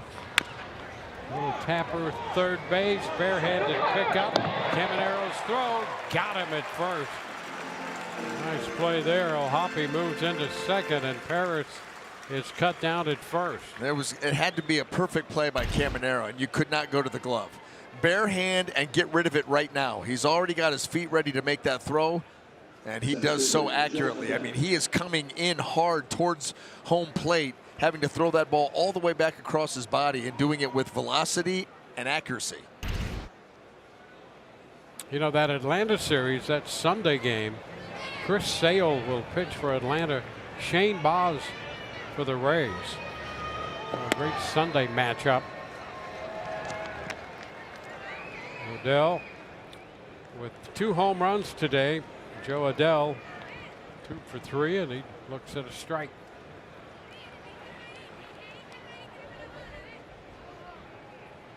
He's going to get time. Taj Bradley will open that series on the mound for the Rays tomorrow night. Sunday, Drew Rasmussen and Shane Baz against Chris Sale on Sunday.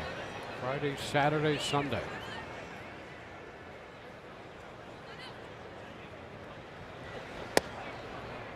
Inside, 1-1.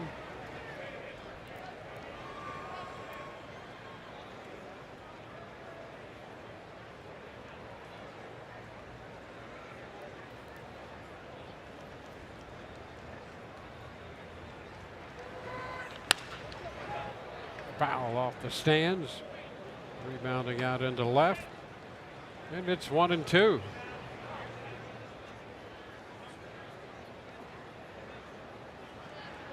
Remember, they weren't here for the opening homestand. Yeah, it's good to see them out there in action.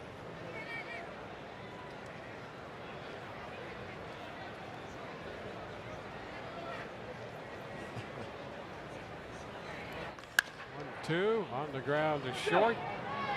Caballero's throw, leadoff single, and a man left. Christopher Morel will open the bottom half of the 7th.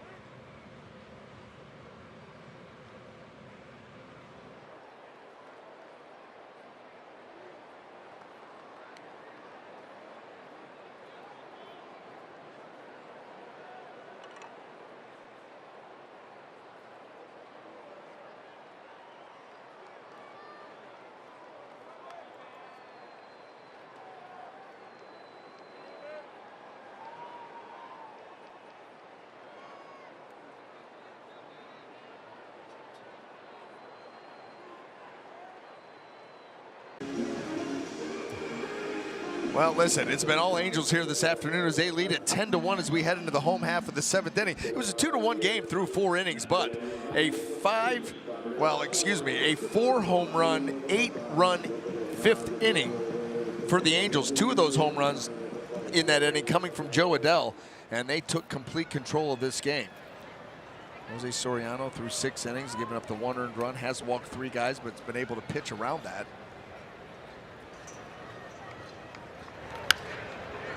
Well, and here is Morel fouling that first pitch back and out of play. Strike 1, so we're underway in the bottom of the 7th.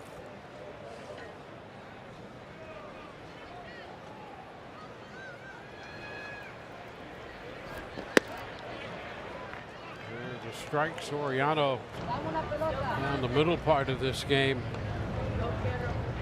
Last 3 innings, a stretch of 13 pitches in each inning.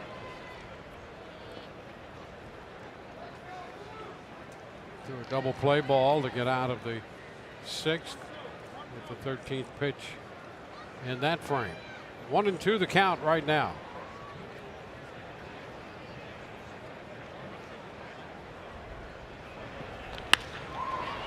And the 3rd. Defoe's throw is in time. So 1 out. Let's check in now with Ryan Bass. Well, Dwayne, 14 years into his major league career, and Mike Trout is still one of the most feared hitters in all of baseball. The key for him is staying on the field and being healthy for a full 162-game season, which is something he struggled with the last couple of seasons. To help with that durability, he made the move to right field. He said he's been working with his former teammate Torrey Hunter out there in right to get more comfortable, a guy who made that shift from center to right late in his career. Trout told me he's always admired and respected the arms in this Rays organization, how everyone they bring up has good stuff. Zach Littell, so much respect for the 3-time MVP. He said, we're creeping into the younger generation of people who didn't really get to see Trout's peak. Watching Trout in the big leagues, it's like how we talk about Ohtani now. When he's right and playing well, there's no better hitter in the league. And I think Zach Littell found that out firsthand with his home run here Mike Trout had earlier. And guys, when Trout is good and healthy, it is so good for the game of baseball. Well, look at the resume. 3-time AL MVP, All-Star 11 times, 9 Silver Sluggers. That career OPS approaching 1,000, 990. Sharply hit out to second base. Harris throws out Meisner, so 2 ground balls here. Yeah, it's nice to have Mike Trout back active in the game when he's not playing against your team. Yes, and I would agree with that. So potent, so dangerous. Jose Caballero with a strikeout on a walk. Lets it into center. On the run to make the catch, Adell, and a quick inning, 1-2-3 for Soriano. We are through 7.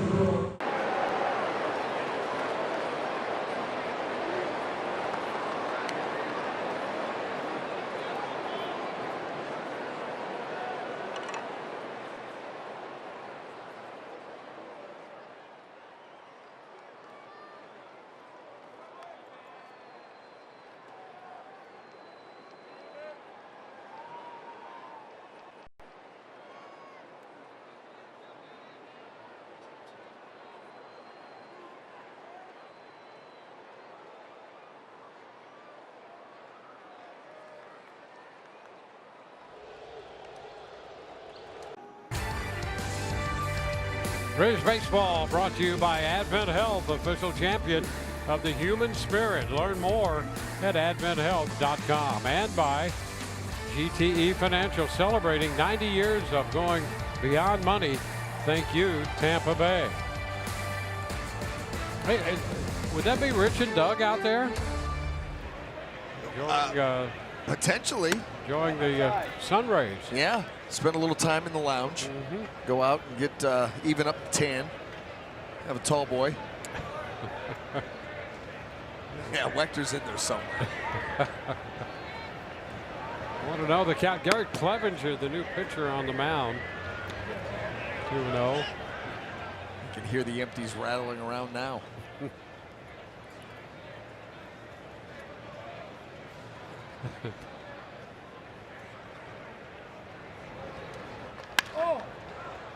And a high fly ball to the center. Meisner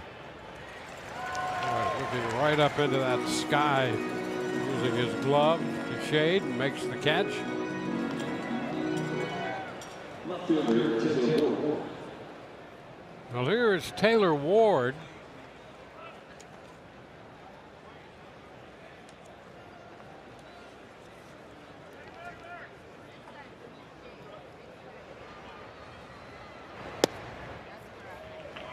Takes a strike.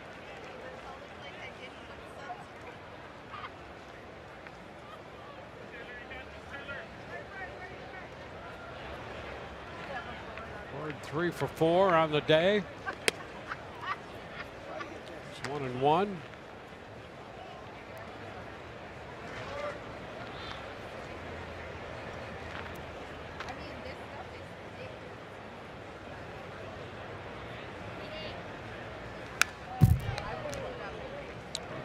Two.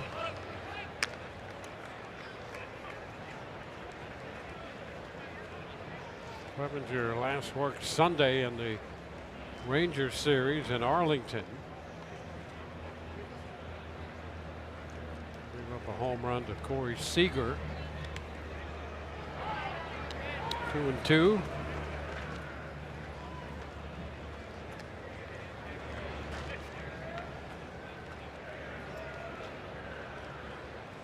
One out in the 8th.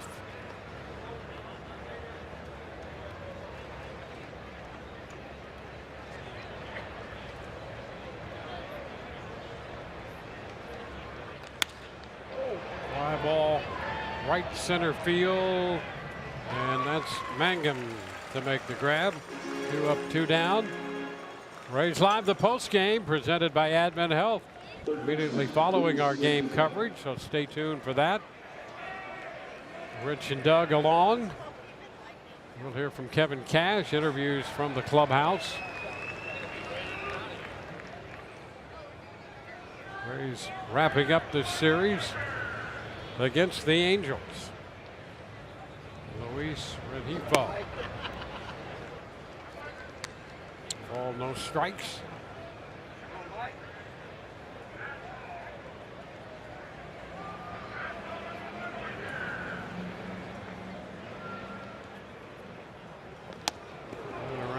Feet. 2-0.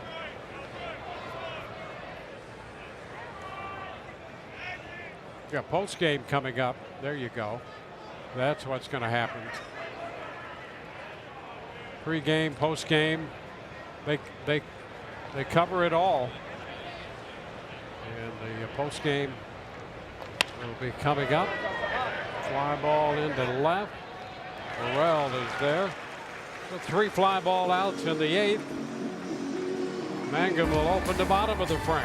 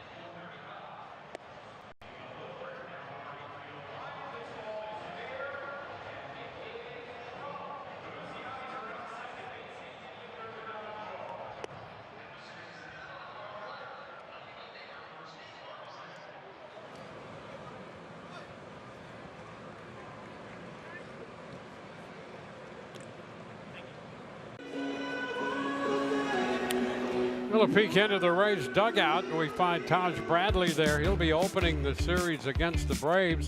And there's the matchup for the weekend series.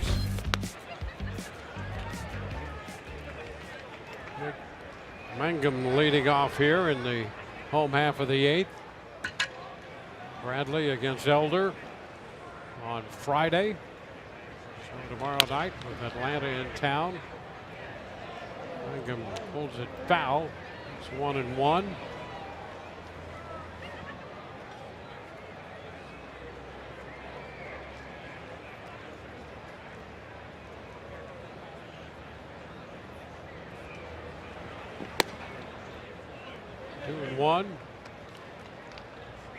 Some changes with Davis at first, Lopez in the game and left for the Angels.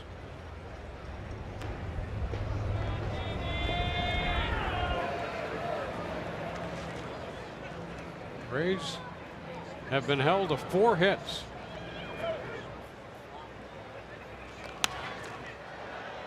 Mangum fouls it. Soriano out there. Getting close to 90 pitches.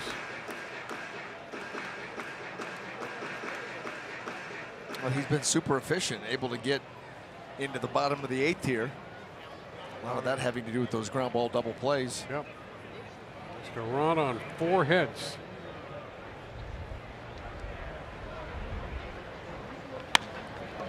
On the ground to the left side, well off the third base bag, Renifo. And that's close over there with Mangum getting down the line, but he is out. 5-3. Jake Mangum trying to get an infield hit there. You know, we've seen him be able to hit the ball the other way, up the middle the other way as well as anybody really in the game. I mean, his bat manipulation has been something, and still giving it everything he's got, down 9. Nordvet chopping one to second base. Parrish throws him out.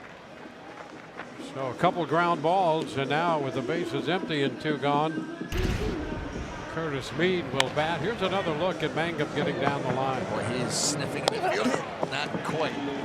But listen, down 9 runs. You see a lot of guys, they just pull up and go through the motions. He hits a hit. I mean, that's the way he plays the game. 29 years old, you know, and finally getting an opportunity, and he has made the most of it. There's no doubt. Done some nice things. Mead hitting in the place of Yandy Diaz. 1 strike.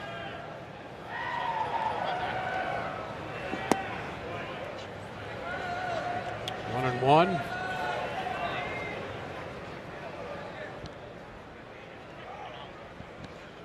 We talked about the starters, Zach Littell and Soriano, how efficient they can be. It's going to be an infield hit. So Mead picks up the first Rays hit since the 6th inning. That ball just topped into no man's land.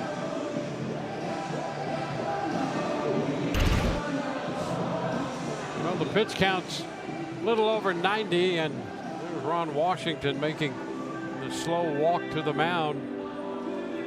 He is 7 2/3 out of Soriano, and he's going to make a change right here. Brandon Lau will be coming up, and we'll be right back.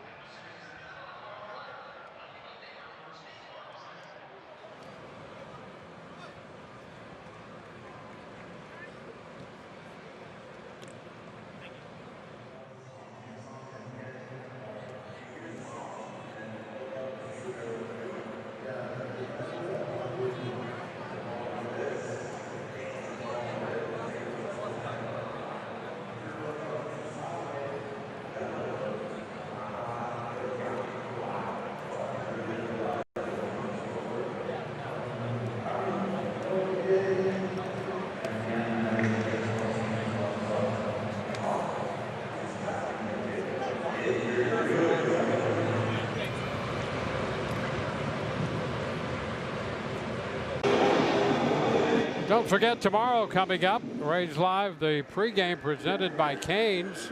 And Rich and Doug will be at the ballpark live for the entire series with the Atlanta Braves in town, interleague play.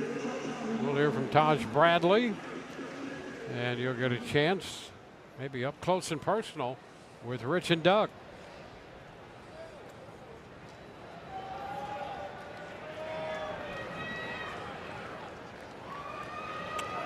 Well, Brandon Lau will be the hitter for the Rays. 7 2/3 for Soriano.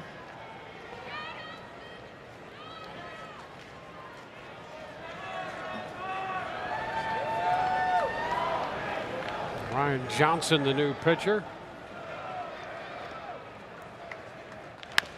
And they pitch it on the ground to first. Scoop by Davis. And that will take care of the Rays in the 8th. No runs, a hit, the man left. We'll go to the 9th.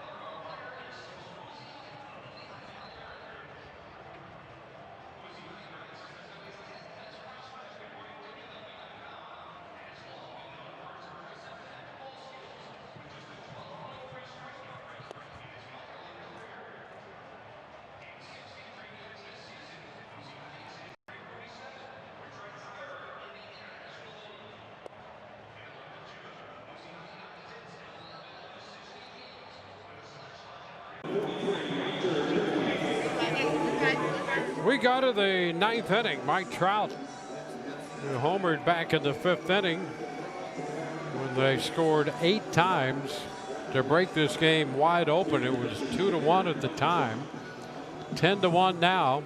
Hunter Biggie's going to be the new pitcher for the Rays. So Clevenger got an inning of work, and now Biggie here on in the 9th inning to face Mike Trout. 1-0.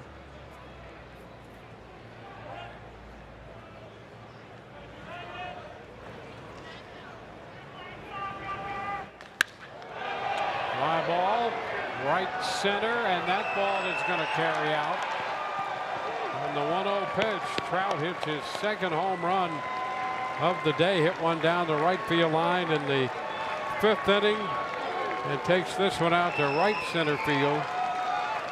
And that's the 11th run of the day for Los Angeles. No, they just continue to pepper the stands. And here it is, 97, and that was a no-doubt. Deep, deep into right center. That short, quick, compact uppercut swing. That ball not elevated enough in the zone. And Trout, again, with a homer.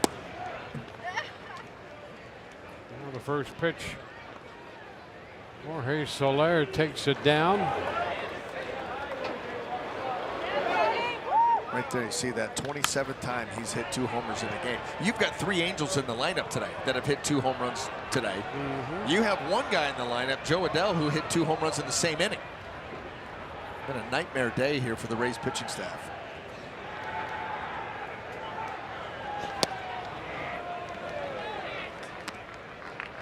One and two.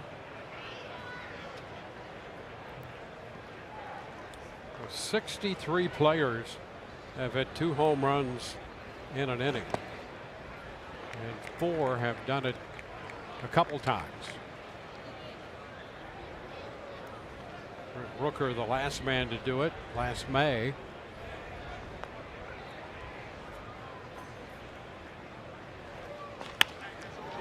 That's punched up the middle and a base hit by Soler. He had gone 0 for 4, and now he gets into the act with a base hit.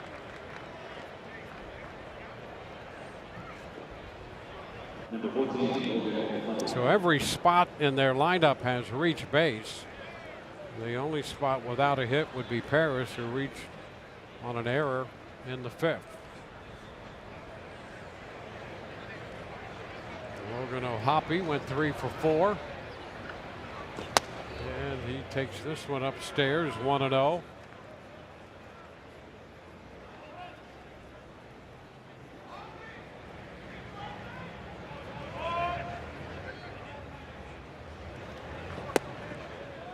And the pitch is down.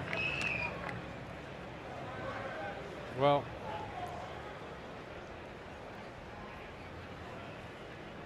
we mentioned Adele with the 2 home runs in an inning. This one is foul back.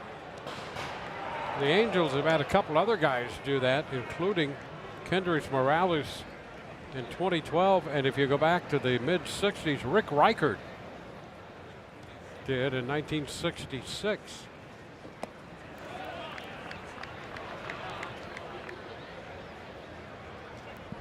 Three and one the count.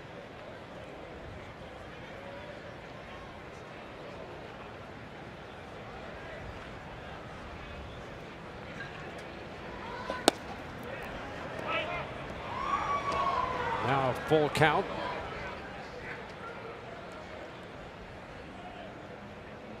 Angels with 11 runs, 14 hits.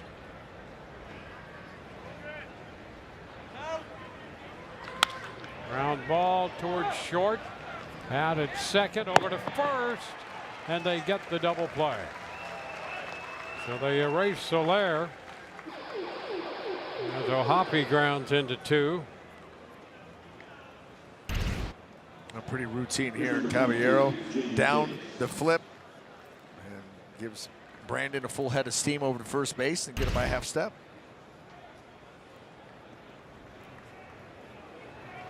And now Davis, who took over in the bottom of the 8th at first, will get his first plate appearance. Shonowell had gone 1 for 4 with a double and a run batted in.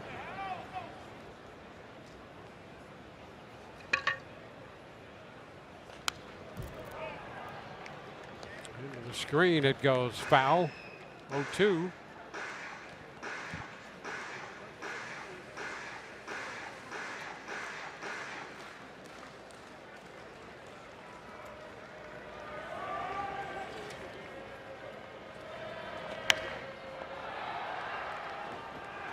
Foul ball out of play.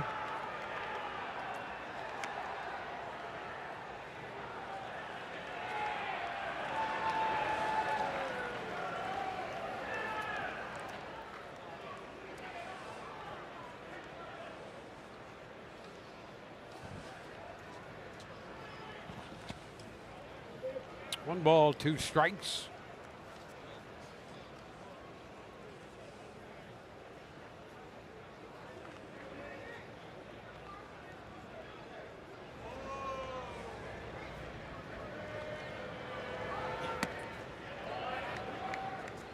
And now we go to 2-2.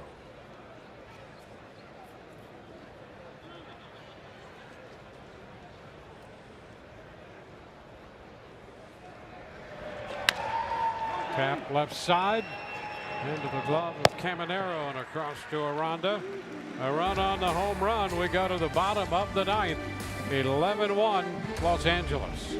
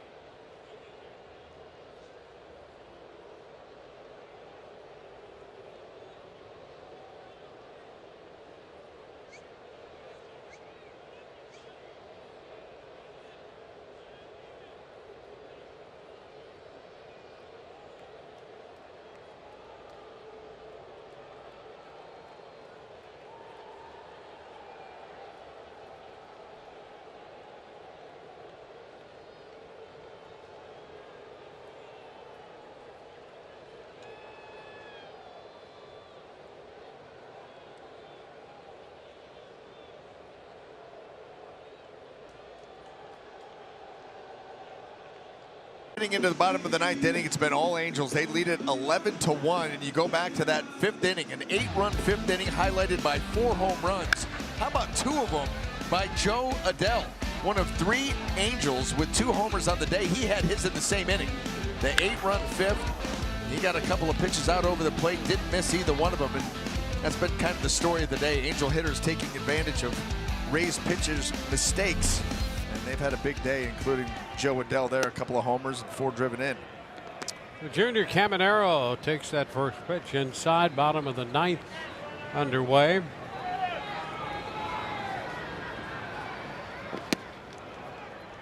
One and one. Ronda will be next, and then Morel. Ryan Johnson got the last out in the 8th inning after Soriano worked 7 2/3. Fly ball into left, and that's going to drop for a base hit. Caminero has his 3rd hit. He has half the Rays hits in this game. Gets that sweeper and reaches, and right off the end of the bat. That just kills any momentum. That ball gets to the barrel as he's reaching. It's going to be a fly ball to left field, but off the end of the bat, it just kind of dies out there, finds some grass, and another hit for Caminero today.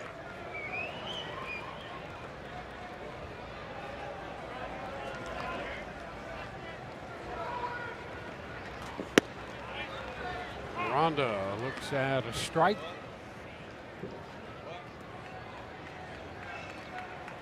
Ronda drove in the Rays' run in the 4th inning after Caminero had doubled. 0-2.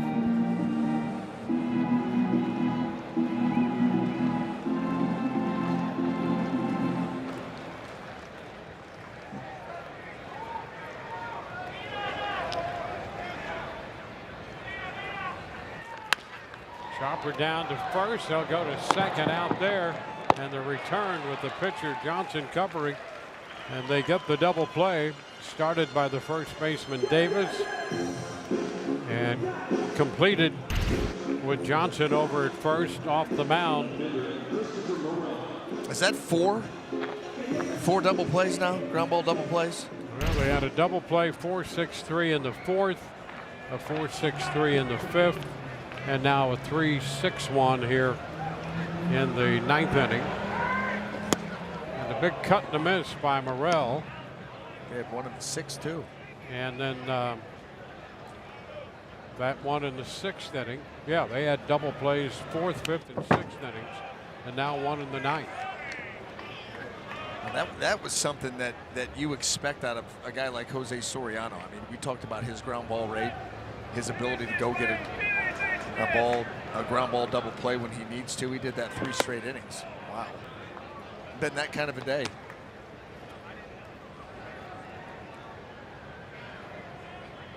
One and two, the count on Morel. Bases empty, 2 gone. And a wave and miss will end it on the strikeout of Morel. And the Angels dominating today. 11-1. We'll have the totals in a moment.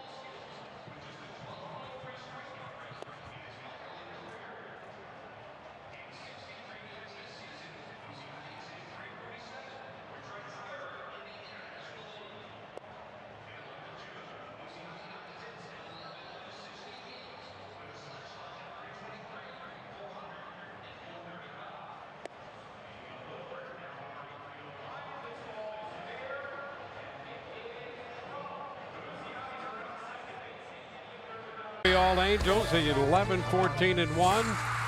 For the Rays, 1-6-1. Soriano the winner, Littell the loser in 2 hours and 17 minutes.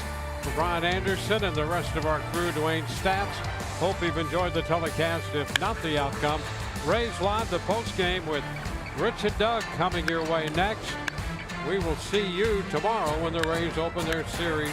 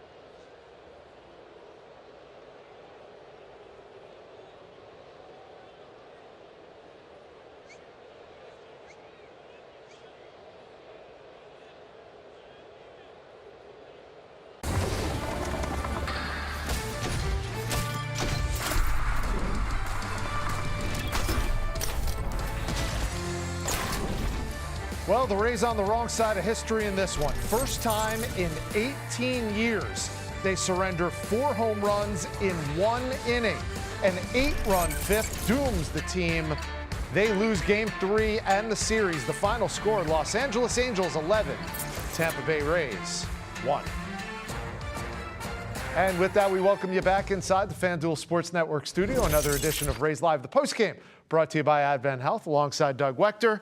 We still do fist bumps. Yeah, we're going to have to. Even in a loss. I'm Rich Hollenberg, Ryan Bass getting interviews as we speak, and you'll see and hear Kevin Cash's postgame press conference coming up. I would assume, as a player or a coach, you want to take this one, crumple it up, and throw it in the garbage as fast as you can. You really do. I mean, the ugly ones are almost easier to get over because it was just a fluke, or at least that's what you're telling yourself, right? You go out there and you see this many home run balls get launched over the fence, and the fact that, you know, multiple guys had multiple home runs for LA, and it was just such a lopsided game. You almost just say, all right, you know what? We got that out of the system. We're going to move forward. The problem is, they've been struggling leading up to this game. I know we got the win last night, but it's really been a struggle here over the last 6-7 games. So you're hoping things start getting turned around, because this is the homestand that you're identifying, you know, in that schedule that you really need to take advantage of. It's early in the year. It's 13 straight games at home. So you're going to hope that things start turning around, because today was an ugly one, Richie. Yeah, 11 runs on 14 hits for the Angels, who, we talked about it all series long. This is a home run hitting team this year. Now they're not going to be sneaking up on anybody, certainly. 11 home runs in this series, 6 of them today by 3 dudes. Our Advent Health game summary shows you the leadoff hitter Taylor Ward was one of those men. Well, second pitch of the game, right? We're watching the game. We're barely getting settled in. All of a sudden, they're up 1-0. And here you see it was a fastball up in the zone. Taylor Ward's just seeing the ball really, really well right now. And it's a perfect leadoff hitter for Anaheim because he does have power and he does have the ability to get on base. There you see the second home run. He had 3 RBI today. I mean, the guy's doing damage at the top of the order. So, you know, when he starts off a game like that, it almost sets the tone right away. Like, hey, we're here to play. We know it's a day game. We're up and at 'em early. Here we go. Kind of surprised. We did a little research after the 3 players hit 2 home runs in the same game. It's happened 22 times in Major League Baseball history. That sounds like a lot because it felt like we were witnessing something uncommon and special, especially if you're